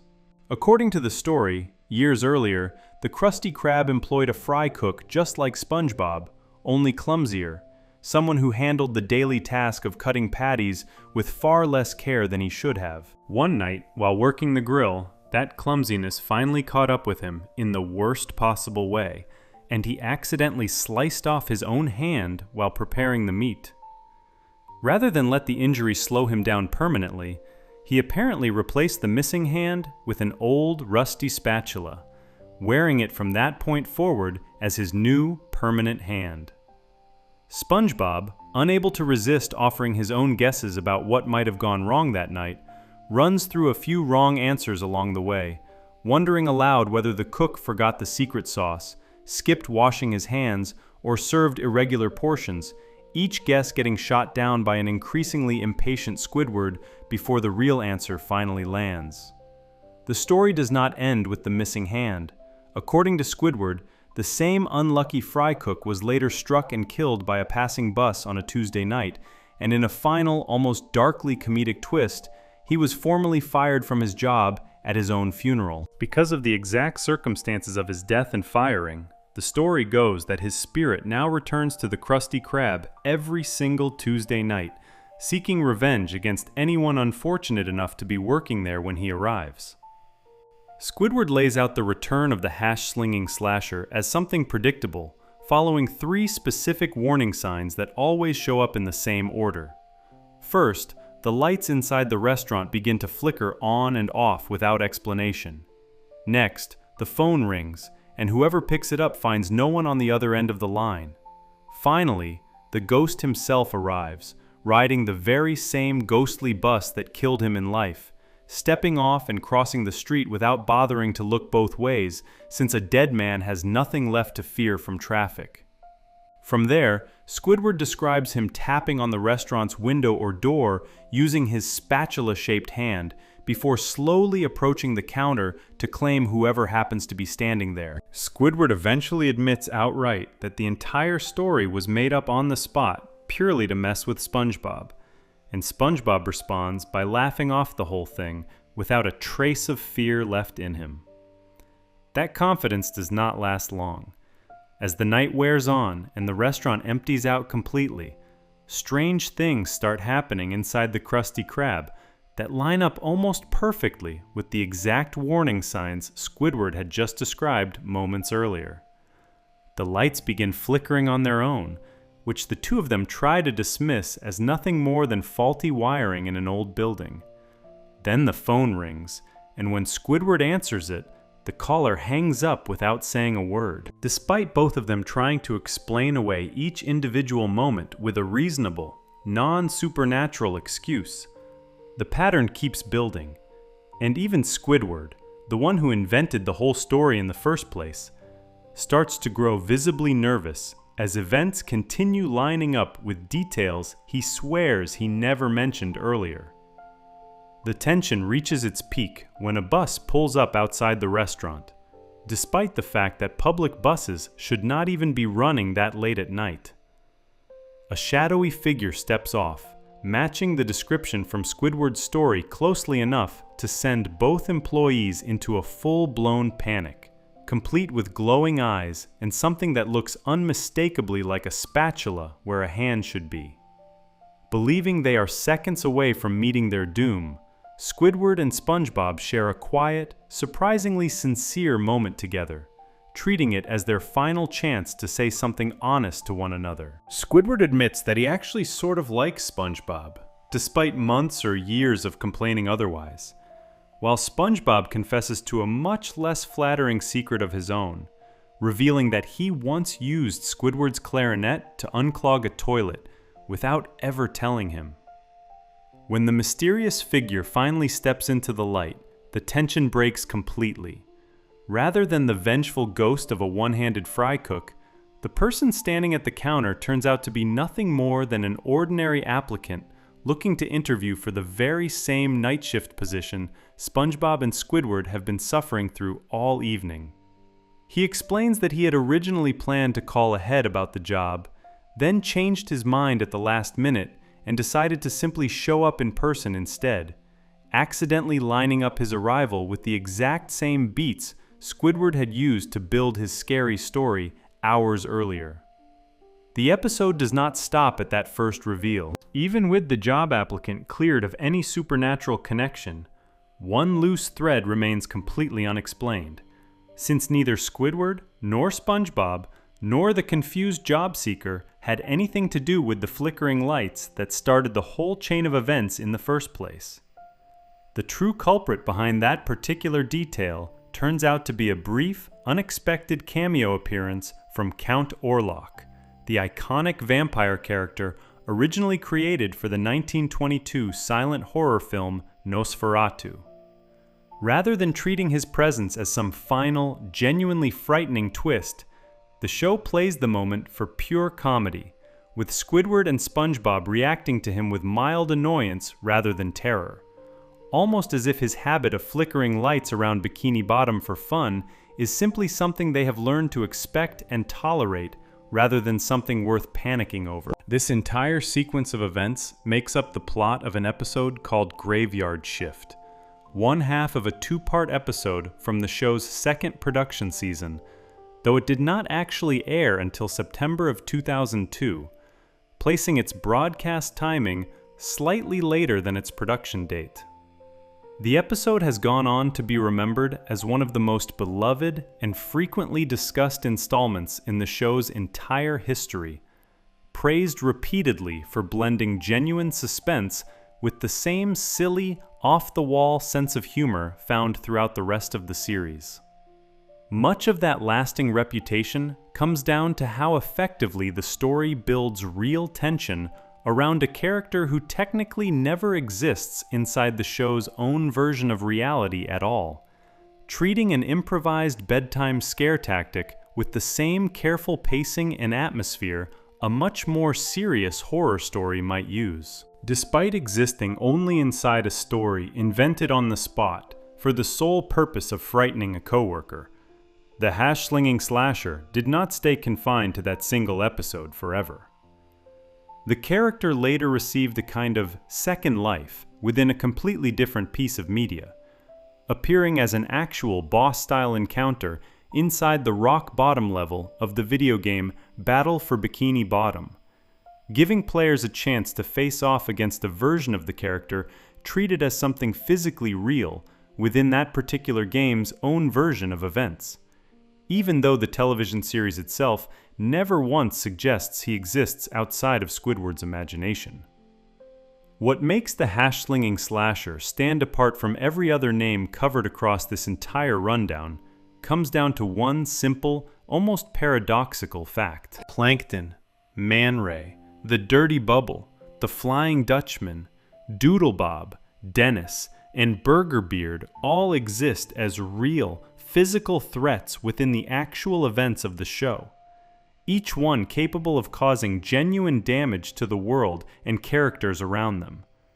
The hash-slinging slasher never does any of that. He never appears as a real, living threat anywhere inside the official story of SpongeBob SquarePants, existing purely as a scary story built out of a torn-off hand, a rusty spatula, and an unlucky encounter with a city bus. And yet, despite officially never being real at all, he has managed to become one of the single most requested, referenced, and beloved names connected to the entire franchise. Proof that a story told well enough does not need to be true to leave a lasting mark on the people who hear it. Before we move on, if you're enjoying this analysis, please consider subscribing. It helps the channel tremendously. There is one more name left standing in this rundown, and unlike the invented cook from a Tuesday night ghost story, this one rules over an entire underwater kingdom, wears a crown that gives him real power over an entire ocean, and once made the very serious mistake of taking something that belonged to a small, ordinary snail who was never his to take in the first place. Section 9.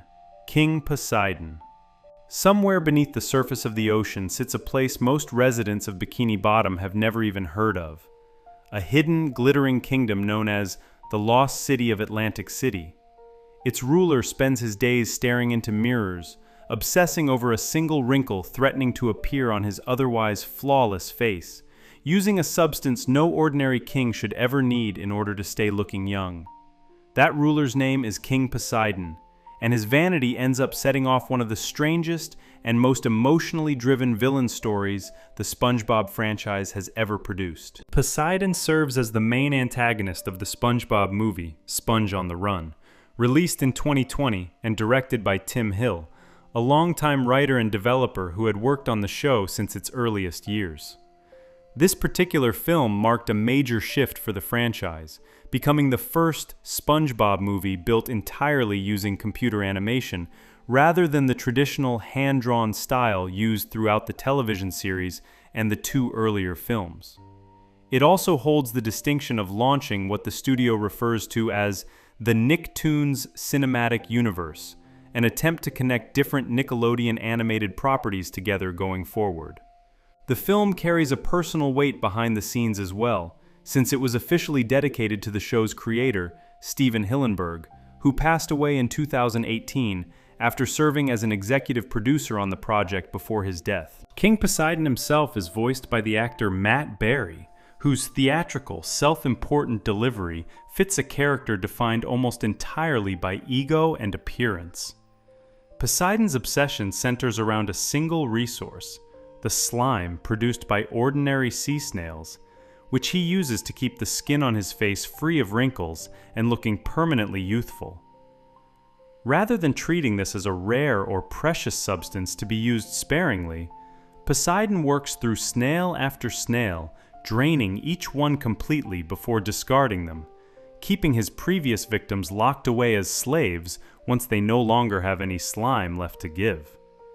When his current snail finally runs dry at the start of the film, Poseidon orders his chancellor, voiced by Reggie Watts, to send out an official decree demanding a fresh replacement, offering a reward to anyone willing to bring one. That decree eventually reaches Bikini Bottom, where it catches the attention of Plankton, who has once again failed to steal the Krabby Patty formula, thanks to SpongeBob standing in his way. After his computer wife Karen points out that SpongeBob himself, rather than Mr. Krabs, has actually been the real obstacle behind every one of his failed schemes over the years, Plankton comes up with a plan built around removing SpongeBob from the picture entirely. Knowing that SpongeBob owns a pet snail named Gary, Plankton kidnaps him and hands him over to fulfill Poseidon's decree, hoping that SpongeBob's absence while searching for his missing pet will finally give him a clear shot at the formula without any interference. SpongeBob returns home to find his house ransacked and Gary nowhere to be found, sending him into a genuine state of heartbreak rather than simple frustration. He spends time putting up missing posters around Bikini Bottom, and Patrick eventually steps in to help him track down exactly where Gary has been taken. Once they discover Atlantic City is the destination, the two of them set off together, accompanied by a malfunctioning robot named Otto, built by Sandy and voiced by Awkwafina, who agrees to drive them toward the Lost Kingdom. Back home, without SpongeBob working the grill, the Krusty Krab quickly falls apart, with furious, patty-deprived customers tearing the restaurant apart despite everything Mr. Krabs and Squidward try to do to stop them.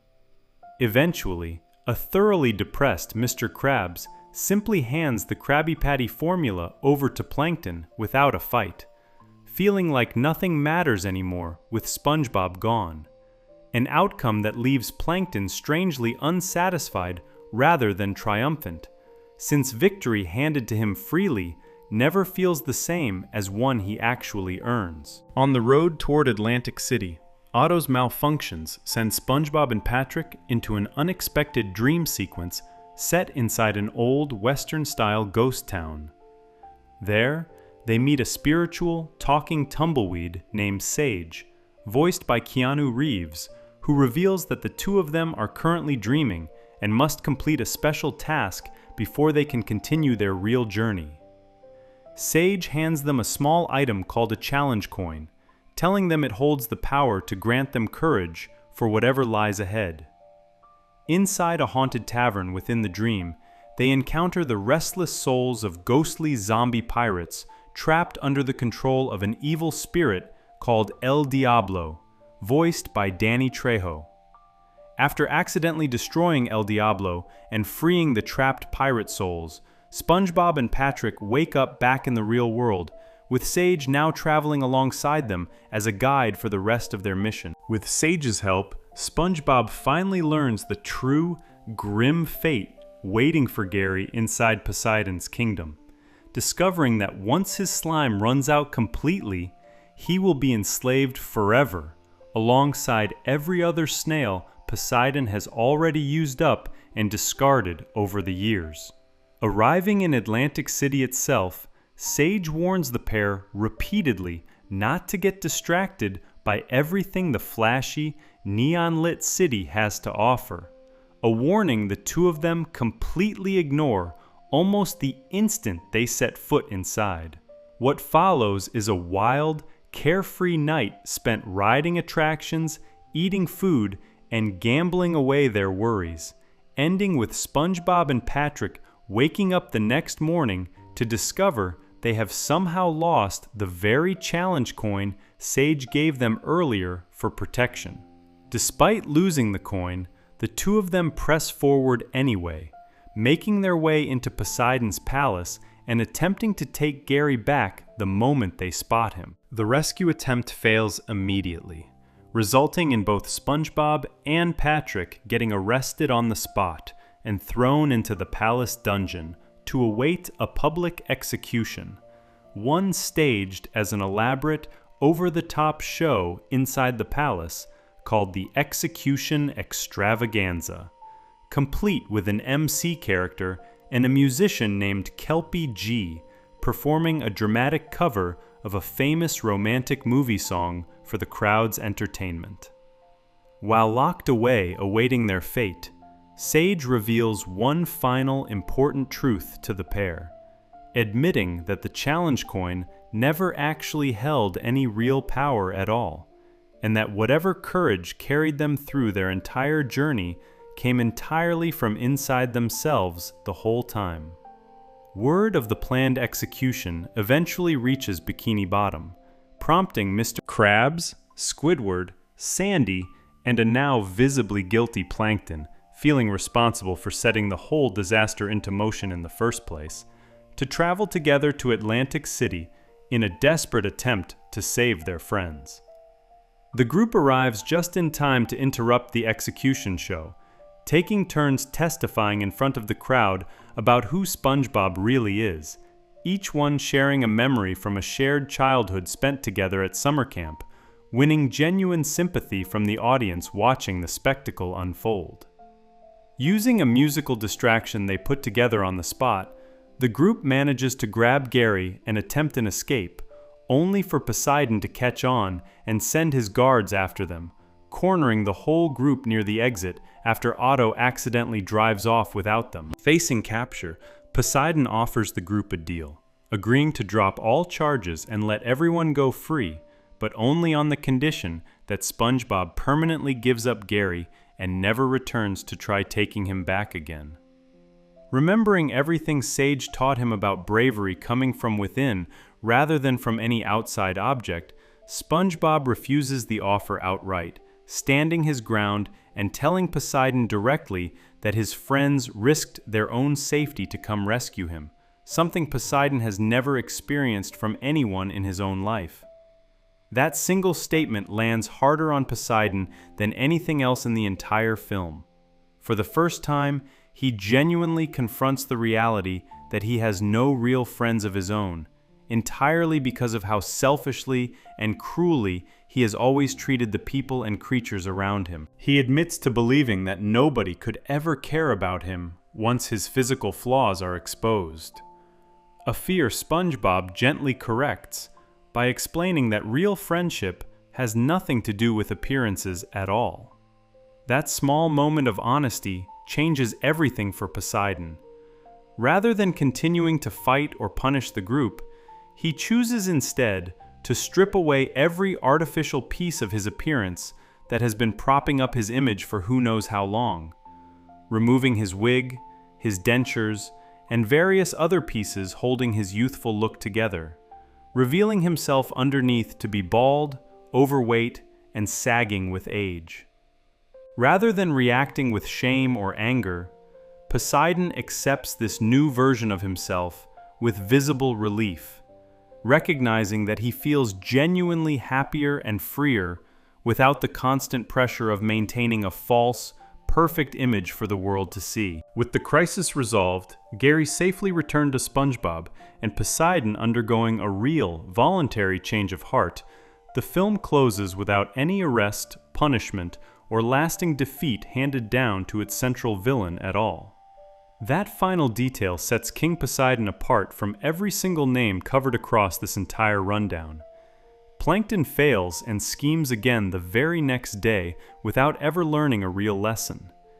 Man Ray and the Dirty Bubble return to crime again and again, no matter how many times they get captured. The Flying Dutchman remains an eternal, unresolved curse by design. Doodlebob gets erased. Dennis vanishes into an uncertain fate after getting knocked off a swimming celebrity. Burgerbeard ends up marooned right back where his story began.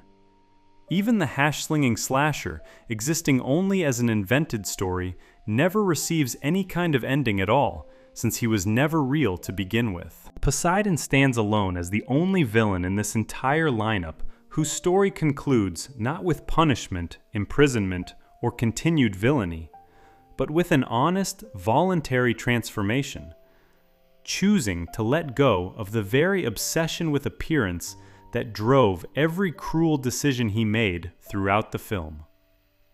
Before we move on, if you're enjoying this analysis, please consider subscribing. It helps the channel tremendously. There is one final villain left to cover in this rundown, and this one needed none of Poseidon's vanity, none of Plankton's ambition, and no grand scheme of any kind at all. This one simply decided, without any explanation the show has ever bothered to give, that a certain yellow sponge deserved to be tormented, and never once needed a reason beyond that. Section 10. Flats the Flounder. A wide, flat, green fish walks into Mrs. Puff's boating school classroom on an otherwise ordinary day, and within seconds of introducing himself, he changes the entire tone of the episode built around him. Asked to share something about himself with the class, he simply states that he likes kicking people's butts. Mrs. Puff laughs the comment off as harmless charm. SpongeBob, sitting nearby and never one to skip a friendly introduction, turns to greet his new classmate. The response he gets back is immediate and specific. Flats the Flounder tells him directly that he is going to kick his butt. And unlike everything else about this show's long list of villains, no explanation for that decision is ever given. Not by Flats, not by the writers, and not by anyone else in Bikini Bottom. Flats did not start out as a major character at all. His very first appearance comes much earlier, in a Season 1 episode called Sandy's Rocket, where he shows up briefly as nothing more than a background gag, trapped inside a net during one of SpongeBob and Patrick's pretend alien hunting expeditions. He also makes a small, wordless appearance in another Season 1 episode called Texas, seen holding a large square during a square dance thrown in Sandy's honor. During this early stretch of the show, he was actually given a completely different name behind the scenes, referred to in early pitch material and model sheets as Farley Flatfish, rather than the name he eventually became known for. Everything changes with a Season 3 episode simply titled The Bully, the one and only episode in the entire series where this character actually speaks, and the one that officially establishes his name as Flats the Flounder for good. His voice belongs to the actor Thomas F. Wilson, a performer widely recognized for playing the Tannen family of bullies across all 3 films in the Back to the Future trilogy, including the iconic character Biff Tannen. That casting choice fits the role perfectly, giving Flats the same kind of relentless, almost cartoonishly aggressive energy that defined Wilson's most famous big-screen performances. The plot of The Bully begins simply enough. Mrs. Puff introduces Flats to the class as a new student, and the moment SpongeBob tries to greet him, Flats responds with his now infamous threat, promising to kick his butt without offering a single reason why. SpongeBob assumes this must be some kind of joke at first, laughing it off the way he laughs off almost everything in life. That confidence does not last long. SpongeBob tries to escape by hiding inside a bathroom stall, only for Flats to track him down within seconds and repeat the exact same threat, this time promising to kick his butt twice as hard as originally planned. Desperate for help, SpongeBob turns to Mrs. Puff, who agrees to speak with Flats on his behalf. She returns with what she believes to be good news, explaining to SpongeBob that where Flats comes from, saying you want to kick someone's butt is actually just an unusual way of saying you want to be their friend. SpongeBob is understandably unconvinced by this explanation, and his doubts are confirmed almost immediately when Flats, standing just behind Mrs. Puff where she cannot see him, rips his own shirt open along with the hair on his chest, revealing the words, "I mean it," spelled out clearly across his skin, leaving no room left for any misunderstanding about his actual intentions. Later in the same class, Mrs. Puff asks for a volunteer to come up and draw a simple diagram of a basic four-way intersection for the group. She chooses Flats for the task, who instead uses the opportunity to draw a series of pictures showing himself violently beating SpongeBob up in vivid detail. Rather than recognizing this as an obvious warning sign, Mrs. Puff praises the drawings as impressively creative, completely missing the very real threat playing out right in front of her for the second time in the same episode. Hoping to find an ally somewhere else, SpongeBob calls Patrick for help, only to discover that Patrick and Flats already know each other personally, having apparently been close friends together back during their time at community college. With that avenue closed off, SpongeBob tries one final approach, seeking out Flats' own father, hoping an adult figure with some authority over Flats might be able to talk sense into him. That plan backfires immediately as well, since Flats catches the two of them talking and threatens to kick his own father's butt too, purely for the crime of speaking with a stranger, leaving even his own parent visibly afraid of him. Running out of options, SpongeBob panics completely and runs through the streets of Bikini Bottom, shouting that Flats is going to kick his butt. Rather than helping him, the confused townspeople mistake his warning for a description of a random elderly man walking nearby, leading to a running gag throughout the episode where the poor, unrelated old man keeps getting harassed by the crowd instead of the actual bully causing all the trouble. SpongeBob eventually tries hiding inside a garbage can, but Flats finds him there too, chasing him down through town while driving a large dump truck. During the pursuit, the truck runs over a stray banana peel and flips over completely, seriously injuring Flats in the crash. Rather than abandoning the person who had spent the entire episode tormenting him, SpongeBob saves Flats' life on the spot, performing continuous CPR on him for a full 5 hours straight until help arrives. Flats wakes up later in the hospital, bandaged from the accident, and learns exactly what SpongeBob did to keep him alive. SpongeBob even visits him afterward, bringing along a bouquet of flowers as a genuine, kind gesture, despite everything Flats had already put him through. That act of kindness does not change anything about Flats' behavior once he recovers. He returns to bullying almost immediately, eventually cornering SpongeBob inside his own home and beginning to physically beat him without mercy. Because SpongeBob's entire body is made of soft, absorbent material, every single punch lands completely harmlessly, leaving him physically unaffected no matter how hard Flats hits him. Rather than admitting defeat, Flats keeps punching SpongeBob non-stop for an entire week straight, refusing to stop even as the effort clearly exhausts him more and more with each passing day. Eventually, Flats simply collapses from pure physical exhaustion, having spent 7 full days trying and failing to cause SpongeBob a single moment of real pain. SpongeBob's classmates gather around to cheer him on, celebrating what looks like a clear, well-earned victory against his tormentor. Rather than reveling in that victory, SpongeBob feels genuine sympathy for Flats, lying there exhausted on the ground, and begins delivering a heartfelt speech about how violence never actually solves anything. As he finishes the speech, he raises his fist into the air for emphasis, and at that exact moment, Mrs. Puff walks back into the room. Seeing only Flats unconscious on the floor, and SpongeBob standing above him with a clenched, raised fist, she immediately jumps to the conclusion that SpongeBob is the one responsible for beating Flats up.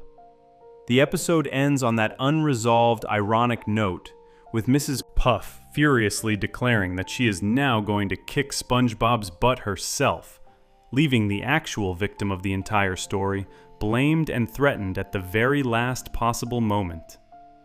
Beyond this single episode, Flats has continued to show up in small, mostly non-speaking roles scattered throughout later seasons of the show, appearing in brief cameo moments during episodes released across several later seasons, as well as showing up briefly in the credits sequence of the SpongeBob movie, Sponge Out of Water.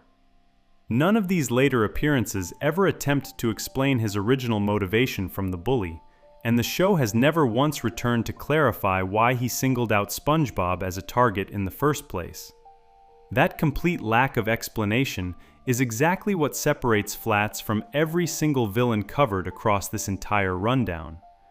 Plankton wants the Krabby Patty formula, driven by decades of ambition and a complicated childhood friendship gone wrong. Man Ray and the Dirty Bubble exist specifically to give two aging superheroes something dramatic to fight against. The Flying Dutchman is cursed, doomed by his own unresolved death to haunt the ocean forever. Doodlebob is a prank gone wrong, an incomplete sketch given unexpected life. Dennis is a paid professional, doing a job someone else hired him to finish. Burger Beard wants wealth and success selling stolen food on the surface. King Poseidon fears aging and losing his own reflection in the mirror. Even the hash-slinging slasher, despite technically never being real, at least has a clear, invented reason built into his own fictional backstory. A lost hand and a firing at his own funeral, driving his fictional need for revenge. Flats wants nothing at all beyond the simple, unexplained pleasure of kicking one specific sponge's butt repeatedly across an entire episode without a single clue offered anywhere in the show as to why SpongeBob specifically became his target that day. Fans have spent years speculating about a possible motive buried somewhere in the background, with some pointing back towards SpongeBob's earlier, brief encounter with Flats years before in Sandy's rocket, where SpongeBob had trapped him inside a net during a childish game. The show itself never confirms or denies that theory, treating its own continuity loosely enough that connecting the two moments together remains nothing more than a guess rather than an established fact. Whatever the real reason may or may not be, Flats the Flounder stands as proof that not every threat in Bikini Bottom needs a grand scheme, a tragic backstory, or a clear goal to leave a lasting impression.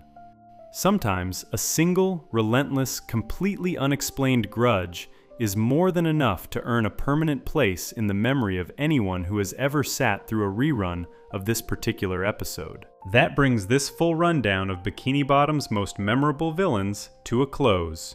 Moving from a tiny, one-eyed copepod chasing a stolen recipe, all the way down to an ordinary flounder with nothing but an unexplained grudge and a genuinely frightening amount of persistence.